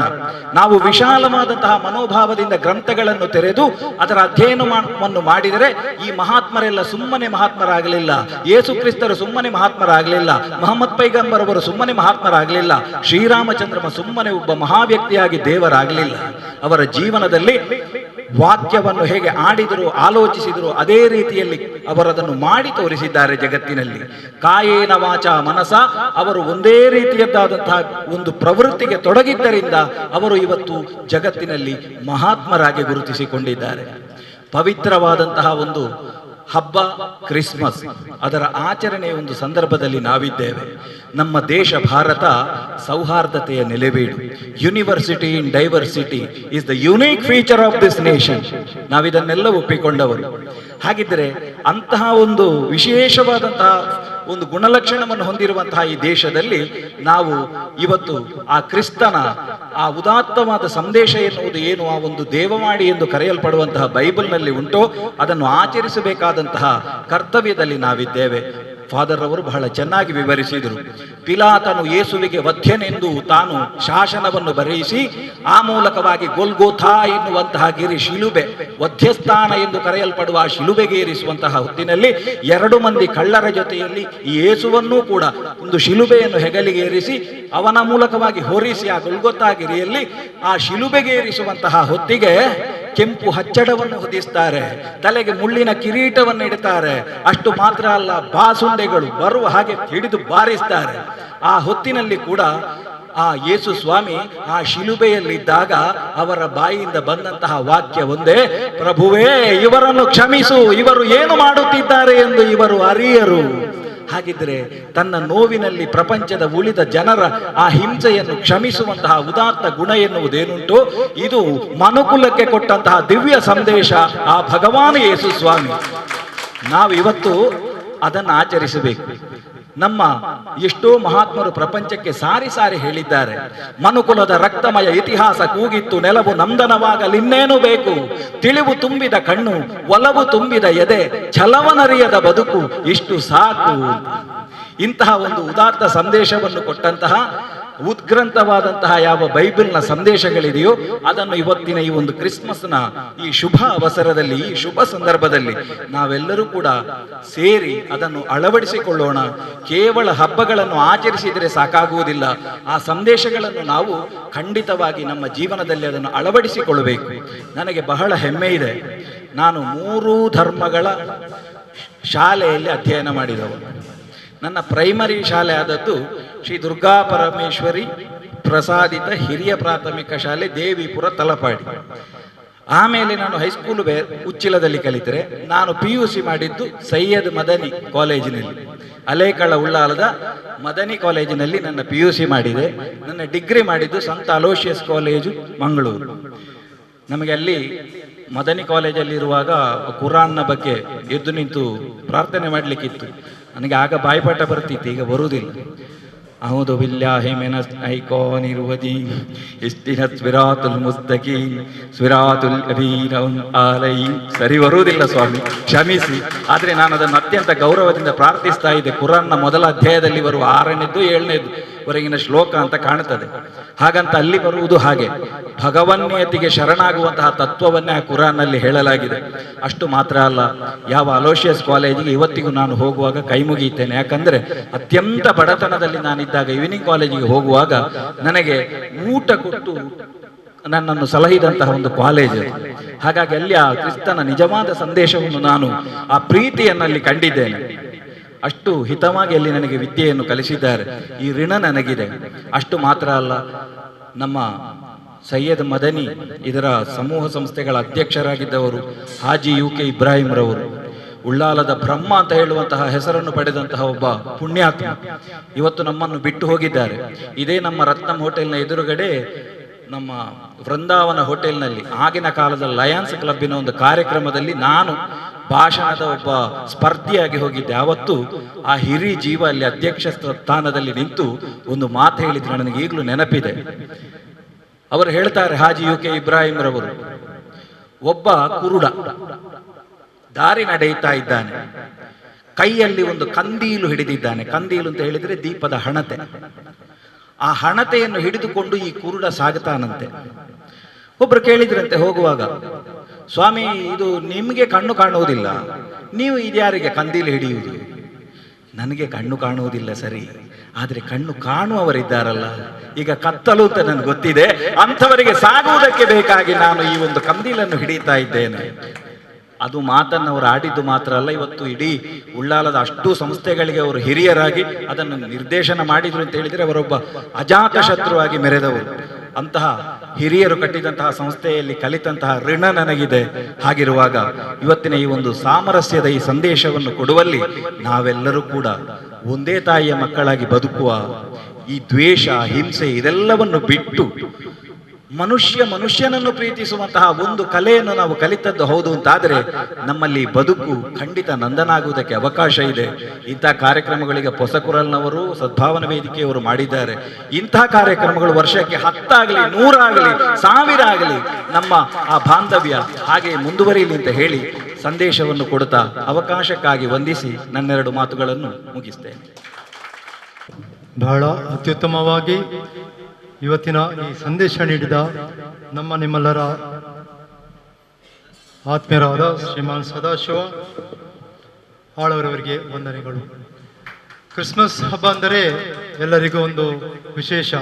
ಆ ದಿನಗಳಲ್ಲಿ ಹಲವು ರೀತಿಯ ತಿಂಡಿ ತಿನಿಸುಗಳನ್ನು ಮಾಡಿ ಹಂಚುವ ಒಂದು ಪರಿಪಾಠ ಇದೆ. ಅದರಲ್ಲಿ ಒಂದು ಪ್ರಮುಖ ತಿಂಡಿ ಎಂದರೆ ನಮ್ಮ ಕ್ರಿಸ್ಮಸ್ ಹಬ್ಬದಲ್ಲಿ ಕೇಕ್ ವಿತರಿಸುವುದು. ಈಗ ನಾವು ಒಂದು ಕೇಕನ್ನು ಕತ್ತರಿಸಿ ಈ ಕ್ರಿಸ್ಮಸ್ ಸಂಭ್ರಮದ ಆಚರಣೆ ಮಾಡ್ತಾ ಇದ್ದೇವೆ. ವೇದಿಕೆಯಲ್ಲಿರುವ ಎಲ್ಲ ಗಣ್ಯ ಅತಿಥಿಗಳು ಇದಕ್ಕೆ ಸಹಕಾರ ಕೊಡಬೇಕಾಗಿ ವಿನಂತಿ ಮಾಡ್ತೇನೆ. ಕ್ರಿಸ್ಮಸ್ ಸಂಕೇತ ಇಲ್ಲಿ ಕೇಕ್ ತಂದಿಟ್ಟಿದ್ದೇವೆ. ಇವಾಗ ಎಲ್ಲ ಗಣ್ಯ ಅತಿಥಿಗಳು ಅಧ್ಯಕ್ಷರ ಒಟ್ಟಿಗೆ ಈ ಕೇಕನ್ನು ಕತ್ತರಿಸಿ ಕ್ರಿಸ್ಮಸ್ ಹಬ್ಬದ ಸಮಾಚರಣೆ ಮಾಡ್ತಾ ಇದ್ದಾರೆ. ತಮಗೆಲ್ಲರಿಗೂ ಕೇಕ್ ನೀಡ್ತಿದ್ದಾರೆ. ದಯಮಾಡಿ ಮುಂದೆ ಬಂದು ಕೇಕ್ ಹಂಚೋದು. ಇವಾಗ ಕ್ರಿಸ್ಮಸ್ ಹಬ್ಬದ ಸಂಭ್ರಮಾಚರಣೆ.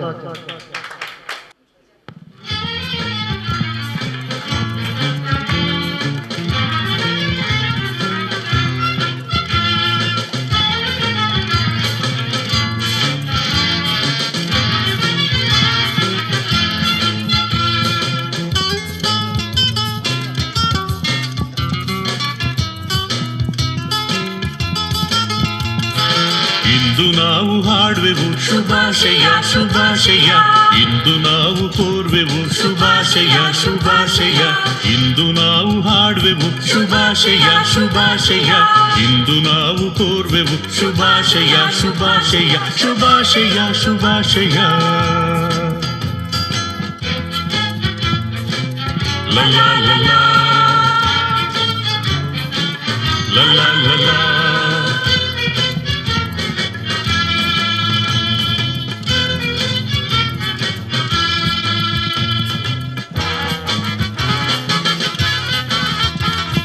ಯೇಸು ಕ್ರಿಸ್ತನು ಧರೆಗೆ ಬಂದನು, ಯಮಗೆ ಸಂತಸ ನೀಡ ಬಂದನು. ಯೇಸು ಕ್ರಿಸ್ತನು ಧರೆಗೆ ಬಂದನು, ಯಮಗೆ ಸಂತಸ ನೀಡ ಬಂದನು. ಇಂದು ನಾವು ಹಾಡುವೆವು ಶುಭಾಶಯ ಶುಭಾಶಯ, ಇಂದು ನಾವು ಕೋರುವೆವು ಶುಭಾಶಯ ಶುಭಾಶಯ, ಇಂದು ನಾವು ಹಾಡುವೆವು ಶುಭಾಶಯ. ಸಮಾರಂಭದ ಕೊನೆಯ ಅಂತಿಮ ಸಂದೇಶ ನಮ್ಮ ಮುಂದಕ್ಕೆ ಇಟ್ಟುತ್ತಾರೆ ನಮ್ಮ ಸದ್ಭಾವನಾ ವೇದಿಕೆಯ ಅಧ್ಯಕ್ಷರಾದ ಶ್ರೀಮಾನ್ ಪ್ರಸಾದ್ ರಾಯ್ ಕಲ್ಲಿಮರು. ಕ್ರಿಸ್ಮಸ್ ಸೌಹಾರ್ದ ಸಮ್ಮೇಳನ ಸದ್ಭಾವನಾ ವೇದಿಕೆ ಉಳ್ಳಾಲ ಮತ್ತು ಹೊಸಕುರಲ್ ಬಳಗ ಇದರ ಆಶ್ರಯದಲ್ಲಿ ನಡೀತಾ ಇದೆ. ಪ್ರಪ್ರಥಮವಾಗಿ ಈ ಕ್ರಿಸ್ಮಸ್ ಸೌಹಾರ್ದ ಎಂಬ ಕಾರ್ಯಕ್ರಮವನ್ನು ಬಹಳ ಯಶಸ್ವಿಯಾಗಿ ಹಾಗೂ ಅರ್ಥಪೂರ್ಣವಾಗಿ ಸಂಘಟಿಸಿದಂತಹ ಹೊಸಕುರಾಳ್ ಬಳಗ ಹಾಗೂ ಸದ್ಭಾವನಾ ವೇದಿಕೆಯ ಎಲ್ಲ ಬಂಧುಗಳಿಗೆ ನಾನು ತುಂಬು ಹೃದಯದ ಅಭಿನಂದನೆಗಳನ್ನು ಸಲ್ಲಿಸ್ತಾ ಇದ್ದೇನೆ. ಈಗಾಗಲೇ ಬಹಳ ಅತ್ಯುತ್ತಮವಾಗಿ ಅರ್ಥಗರ್ಭಿತವಾಗಿ ಕ್ರಿಸ್ಮಸ್ ಸಂದೇಶವನ್ನು ತಾವೆಲ್ಲ ಕೇಳಿದ್ದೀರಿ. ಇದರ ತಿರುಳು ಎಲ್ಲ ಧರ್ಮವೂ ಒಂದೇ. ಮನುಷ್ಯರನ್ನು ಪ್ರೀತಿಸಬೇಕು. ದೇವರು ಶುದ್ಧ ಹೃದಯದಲ್ಲಿ ವಾಸಿಸುತ್ತಾರಂತೆ. ಪ್ರೀತಿ ಮನುಷ್ಯರನ್ನು ಬಂಧಿಸುತ್ತದೆ. ಅದೇ ಪ್ರೀತಿಯ ಮೂಲಕ ಮನುಷ್ಯ ಮತ್ತು ದೇವರ ನಡುವೆ ಉತ್ತಮ ಬಾಂಧವ್ಯವೂ ಬೆಸೆಯುತ್ತದೆ. ನಾವು ಆಚರಿಸುವ ಈದ್, ಕ್ರಿಸ್ಮಸ್, ದೀಪಾವಳಿ ಎಲ್ಲ ಹಬ್ಬಗಳ ಸಾರವು ಒಂದೇ. ನಮ್ಮೆಲ್ಲರ ನಡುವೆ ಸೌಹಾರ್ದ, ಸಂತೋಷ, ಸಾಮರಸ್ಯವನ್ನು ಹೆಚ್ಚಿಸುವಂತಾಗಿದೆ ಹಾಗೂ ಹಂಚಿಕೊಳ್ಳುವಂತಾಗಿದೆ. ಪ್ರತಿಯೊಬ್ಬರೂ ನಮ್ಮ ಧರ್ಮದ ಮೂಲವನ್ನು ಅರಿತುಕೊಂಡು ನಮ್ಮ ಮನೆಗಳಲ್ಲಿ ನಮ್ಮ ಆಚಾರ ವಿಚಾರಗಳನ್ನು ಆಚರಿಸುತ್ತಾ ಹೊರ ಜಗತ್ತಿಗೆ ಬಂದಾಗ ನಾವೆಲ್ಲರೂ ಒಂದೇ ಎಂಬ ಭಾವನೆಯಿಂದ ಬಾಳಿದಾಗ ಮಾತ್ರ ಇಂತಹ ಆಚರಣೆಗಳಿಗೆ ಒಂದು ಅರ್ಥ ಬರುತ್ತದೆ. ನಮ್ಮ ಧರ್ಮವನ್ನು ನಾವು ಆಚರಿಸೋಣ, ಅನ್ಯ ಧರ್ಮವನ್ನು ಗೌರವಿಸೋಣ. ಹಾಗಾದಾಗ ಮಾತ್ರ ನಮ್ಮ ಸಮಾಜದಲ್ಲಿ ಶಾಂತಿ, ಸಾಮರಸ್ಯಕ್ಕೆ ಒಂದು ಭದ್ರ ಬುನಾದಿ ಒದಗುತ್ತದೆ. ನಾನು ಹೆಚ್ಚು ಏನು ಮಾತಾಡಲಿಕ್ಕೆ ಇಷ್ಟಪಡದೆ ಈ ಸಂದರ್ಭದಲ್ಲಿ ವಿಶೇಷ ಸೇವೆಯನ್ನು ಮಾಡಿ ಅತ್ಯುನ್ನತ ಪದವಿಯನ್ನು ಪಡೆದಂತಹ ರವೀಂದ್ರ ಶೆಟ್ಟಿ ಉಳಿದೊಟ್ಟು ಹಾಗೂ ಆಲ್ವಿನ್ ಡಿಸೋಜ ಇವರ ಮುಂದಿನ ಜೀವನವು ಅತ್ಯಂತ ಉಜ್ವಲವಾಗಲಿ. ನಾವೆಲ್ಲ ಈ ಸಮಾಜದಲ್ಲಿ ಒಂದು ಭಯಮುಕ್ತವಾದ ವಾತಾವರಣದಲ್ಲಿ ಬದುಕುವಂತಾಗಲಿ. ನಮ್ಮೆಲ್ಲರಲ್ಲಿ ಸಾಮರಸ್ಯ, ಸಹಬಾಳ್ವೆ, ಸಂತೋಷ ಉಕ್ಕಿ ನಮ್ಮ ಬದುಕು ಸಾರ್ಥಕತೆ ಸಾಗಲಿ ಎಂದು ಹಾರೈಸುತ್ತಾ ಈ ಎಲ್ಲ ಆಶಯಗಳನ್ನು ದಯಾಮಯನಾದಂತಹ ಯೇಸು ಕ್ರಿಸ್ತರು, ಸಕಲ ಸ್ತುತಿಗಳ ಒಡೆಯನಾದ ಅಲ್ಲಾಹು ಹಾಗೂ ನಾವೆಲ್ಲ ನಂಬಿದಂಥ ದೇವರುಗಳು ನಡೆಸಿಕೊಡಲಿ ಎಂದು ಹೇಳುತ್ತಾ ಎಲ್ಲರಿಗೂ ಕ್ರಿಸ್ಮಸ್ ಹಬ್ಬ ಹಾಗೂ ಹೊಸ ವರ್ಷದ ಶುಭಾಶಯಗಳನ್ನು ಸಲ್ಲಿಸುತ್ತಾ ನಾವೆಲ್ಲ ಒಂದಾಗಿ ಒಂದೇ ತಾಯಿಯ ಮಕ್ಕಳಂತೆ ಪ್ರೀತಿಯಿಂದ ಈ ಸಮಾಜವನ್ನು ಕಟ್ಟುವ ಕೆಲಸವನ್ನು ನೀವು ಸೇರಿಕೊಂಡು ಮಾಡುವ ಅನ್ನತಕ್ಕಂಥ ಮಾತನ್ನು ಹೇಳುತ್ತಾ ಎಲ್ಲರಿಗೆ ಭಗವಂತನು ಶುಭವನ್ನು ಮಾಡಲಿ. ಜೈ ಹಿಂದ್, ನಮಸ್ತೆ. ವಂದನೆಗಳು ಶ್ರೀಮಾನ್ ಪ್ರಸಾದ್ ರೈ ಕಲಿಮರ್ ಅವರೇ. ಅತ್ಯುತ್ತಮ ಸಂದೇಶವನ್ನು ಇಲ್ಲಿ ನೀಡಿದ್ದೀರಾ.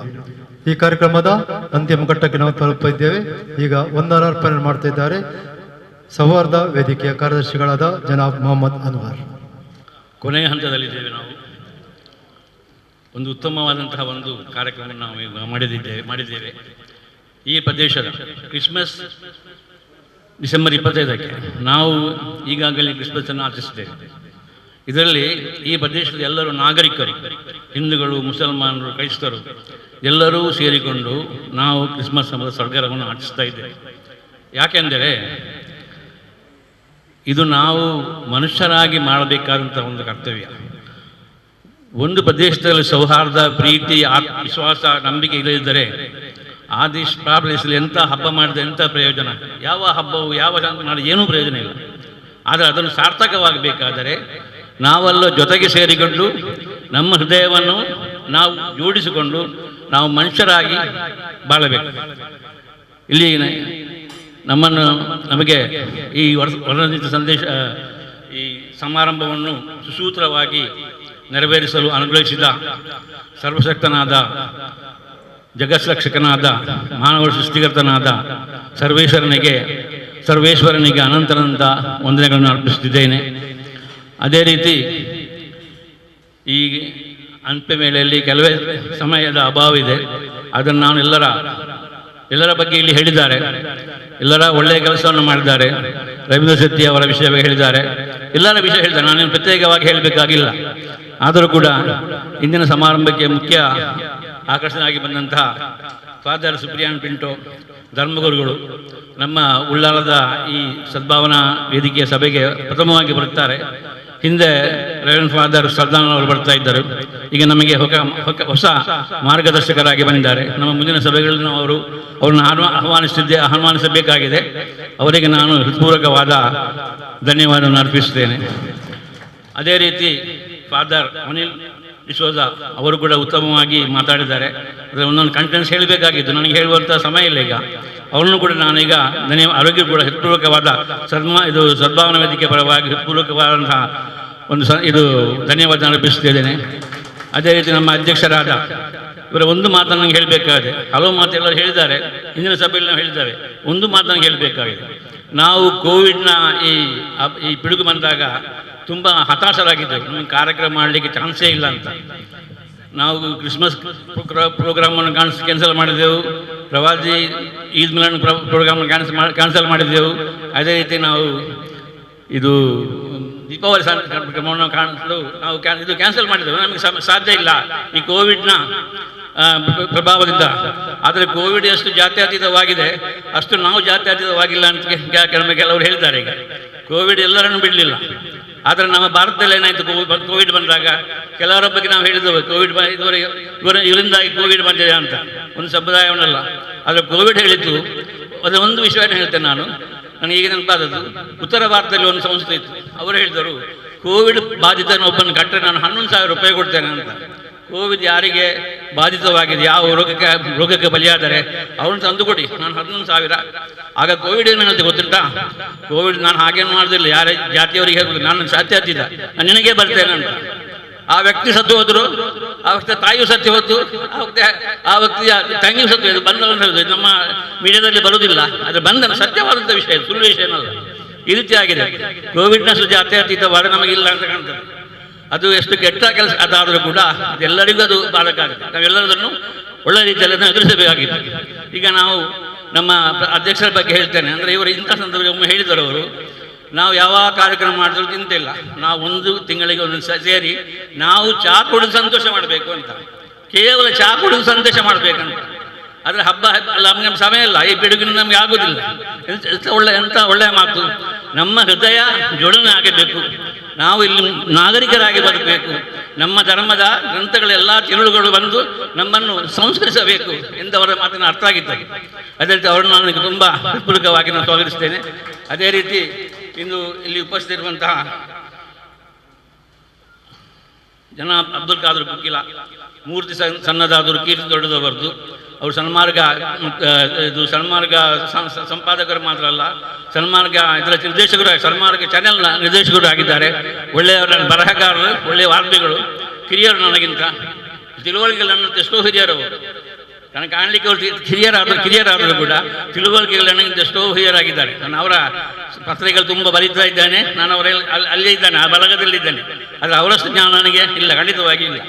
ಇನ್ನು ನಮ್ಮ ಸದಾಶಿವ ಆಳ್ವ ತಲಪಾಡಿ ಒಳ್ಳೆಯ ರೀತಿಯಲ್ಲಿ ಒಂದು ಅದು ಅವರೊಂದು ಅಂಥದ್ದು ಸಂದೇಶ ಕೊಟ್ಟಿದ್ದಾರೆ. ಅಂದರೆ ಅವರು ಯಕ್ಷಗಾನದ ಒಬ್ಬ ವ್ಯಕ್ತಿ ಆದರೂ ಕೂಡ ಒಳ್ಳೆಯ ರೀತಿ ಸಂದೇಶವನ್ನು ಕೊಟ್ಟಿದ್ದಾರೆ, ಹೃತ್ಪೂರ್ವಕವಾದ ಸಂದೇಶ. ಅದನ್ನು ನಾವು ಸ್ವಾಗತಿಸಲೇಬೇಕು. ಒಳ್ಳೆಯ ಉದಾಹರಣೆಗಳನ್ನು ಕೊಟ್ಟಿದ್ದಾರೆ, ಅದನ್ನು ನಾವು ಸ್ವಾಗತಿಸಲೇಬೇಕು. ಅದೇ ರೀತಿ ನಮ್ಮ ಸದಾನಂದ ಮಂಗೇರರವರು, ಅವರ ಹಿರಿಯರಾದ ನಮ್ಮ ಈ ಸದ್ಭಾವನಾ ವೇದಿಕೆಯ ಗೌರವಾಧ್ಯಕ್ಷರು, ಮಗುವೀರ ಸಮಾಜದ ಮುಂದಾಳುಗಳು, ಅವರನ್ನು ನಮಗೆ ಈ ತನಕ ಅವರು ನಮಗೆ ಎಲ್ಲ ರೀತಿಯಲ್ಲಿ ಸಹಕರಿಸಿದ್ದಾರೆ. ಅವರನ್ನು ನಾನು ಸ್ವಾಗತಿಸ್ತೇನೆ, ಧನ್ಯವಾದ ಅರ್ಪಿಸ್ತೇನೆ. ಅದೇ ರೀತಿ ನಮ್ಮ ಇಸ್ಮಾಯಿಲ್ ರವರು ನೋಡಿ, ಈಗ ನಗ್ತಾ ಇದ್ದಾರೆ, ನಗ್ತಾ ಉಂಟು ಅವರು. ನಾವು ಅವರ ಅಂಗಡಿಗೆ ಹೋಗಲಾಗ ಮಾತನಾಗುವುದಿಲ್ಲ, ಅವರು ಯಾವಾಗಲೂ ನಗ್ತಾ ಇದ್ದಾರೆ ನೋಡಿ, ಅವರು ಈಗ ಸಹ ನಗ್ತಾ ಇದ್ದಾರೆ. ಅವರನ್ನು ಅದೇ ರೀತಿ ನಾನು ಅವರನ್ನು ಸ್ವಾಗತಿಸ್ತೇನೆ. ಅದೇ ರೀತಿ ಶ್ರೀಕೃಷ್ಣ ಗಡ್ಡಿ ಅವರು, ಇವರು ದೊಡ್ಡವನ್ನ ಹಿರಿಯ ವ್ಯಕ್ತಿಗಳಾಗಿದ್ದಾರೆ, ಇವರನ್ನು ನಾನು ಸ್ವಾಗತಿಸ್ತೇನೆ. ನನಗೆ ಸರಿಯಾಗಿ ಹೇಳುವಂತಹ ಸಮಯ ಇಲ್ಲ, ನನಗೆ ನಿಮ್ಮ ಬೇಸರ ಆಗ್ತದೆ, ನಮ್ಮ ಸಮಯ ಹಾಳು ಮಾಡ್ತಾರೆ ಅಂತ ಹೆಚ್ಚೇನು ಮಾತಾಡೋದಿಲ್ಲ. ಪ್ರತ್ಯಕ್ಷವಾಗಿ ನಮ್ಮ ಫಸ್ಟಿಗೆ ಹೇಳ್ತೇನೆ, ಎಲ್ಲರನ್ನು ನಾನು ಸಭಿಕರನ್ನು, ಮಹಿಳೆಯರನ್ನು, ಎಲ್ಲರೂ ಬಂದಿದ್ದಾರೆ, ಎಲ್ಲರೂ ನಾನು ಸ್ವಾಗತಿಸ್ತೇನೆ. ಅದೇ ರೀತಿ ಒಂದು ವಿಷಯ, ಇಲ್ಲಿ 12 ಗಂಟೆಗೆ ಬಂದು ನಾವು ಎಲ್ಲ ಕಾರ್ಯಕ್ರಮವನ್ನು, ಅಂದರೆ 12 ಗಂಟೆಗೆ ಬಂದು ಈ ಕಾರ್ಯಕ್ರಮ ಬೇಕಾದ ಎಲ್ಲ ನಮ್ಮ ಪ್ರಾಯದವರು ಹೆಸರು ಹೇಳಬೇಕಾದ್ರೆ ಅಬ್ದುಲ್ ಖಾದರ್ ಅವರು ನಮ್ಮ ಹಿರಿಯರಾದ, ಮತ್ತು ಅಬ್ದುಲ್ ಕರೀಂ ರವರು ಮತ್ತು ಅಬ್ದುಲ್ ರಹಮಾನ್ ರವರು ಎಲ್ಲರೂ ಬಂದು 12 ಗಂಟೆಗೆ ಇಲ್ಲಿ ಇದನ್ನು ನಾವು ಈ ಕಾರ್ಯಕ್ರಮಕ್ಕಾಗಿ ಸಜ್ಜುಗೊಳಿಸ್ತಾ ಇದ್ದೇವೆ. ಇವರಿಗೂ ನಾವು ಧನ್ಯವಾದ ಹೇಳದೆ ಹೋದರೆ ತಪ್ಪಾದಿತ್ತು, ಅವರಿಗೂ ನಾನು ಧನ್ಯವಾದ ಅರ್ಪಿಸ್ತೇನೆ. ಕೊನೆಯದಾಗಿ ಪ್ರತ್ಯಕ್ಷ ಪರೋಕ್ಷವಾಗಿರುವ ಎಲ್ಲರಿಗೂ ನಾನು ಧನ್ಯವಾದ ಅರ್ಪಿಸ್ತಾ ನನ್ನ ಈ ಮಾತನ್ನು ಮುಗಿಸ್ತೇನೆ. ಜೈ ಹಿಂದ್. ಸರ್ವೇಶ್ವರಾದ ದೇವನಿಗೆ ನಮ್ಮ ಅನುಗ್ರಹವನ್ನು ನೀಡಿದಂಥ ಸರ್ವೇಶ್ವರ ದೇವನಿಗೆ ವಂದನೆಗಳು. ಇಷ್ಟ ಹೇಳಿ ನಾನು 2 ಮಾತನ್ನು ಮುಗಿಸ್ತೇನೆ. ಜೈ ಹಿಂದ್. ವಂದನೆಗಳು ಜನಾಬು ಅನ್ವರ್ ಸಾಬ್ನವರೇ, ನಿಮಗೂ ಸಹ ಧನ್ಯವಾದಗಳು. ಇಂದಿಗೆ ಇವತ್ತಿನ ಈ ಕಾರ್ಯಕ್ರಮ ಮುಕ್ತಾಯವಾಗ್ತದೆ. ನಿಮಗೆಲ್ಲರಿಗೂ ಕ್ರಿಸ್ಮಸ್ ಹಬ್ಬದ ಶುಭಾಶಯಗಳು, ಹೊಸ ವರ್ಷದ ಶುಭಾಶಯಗಳು.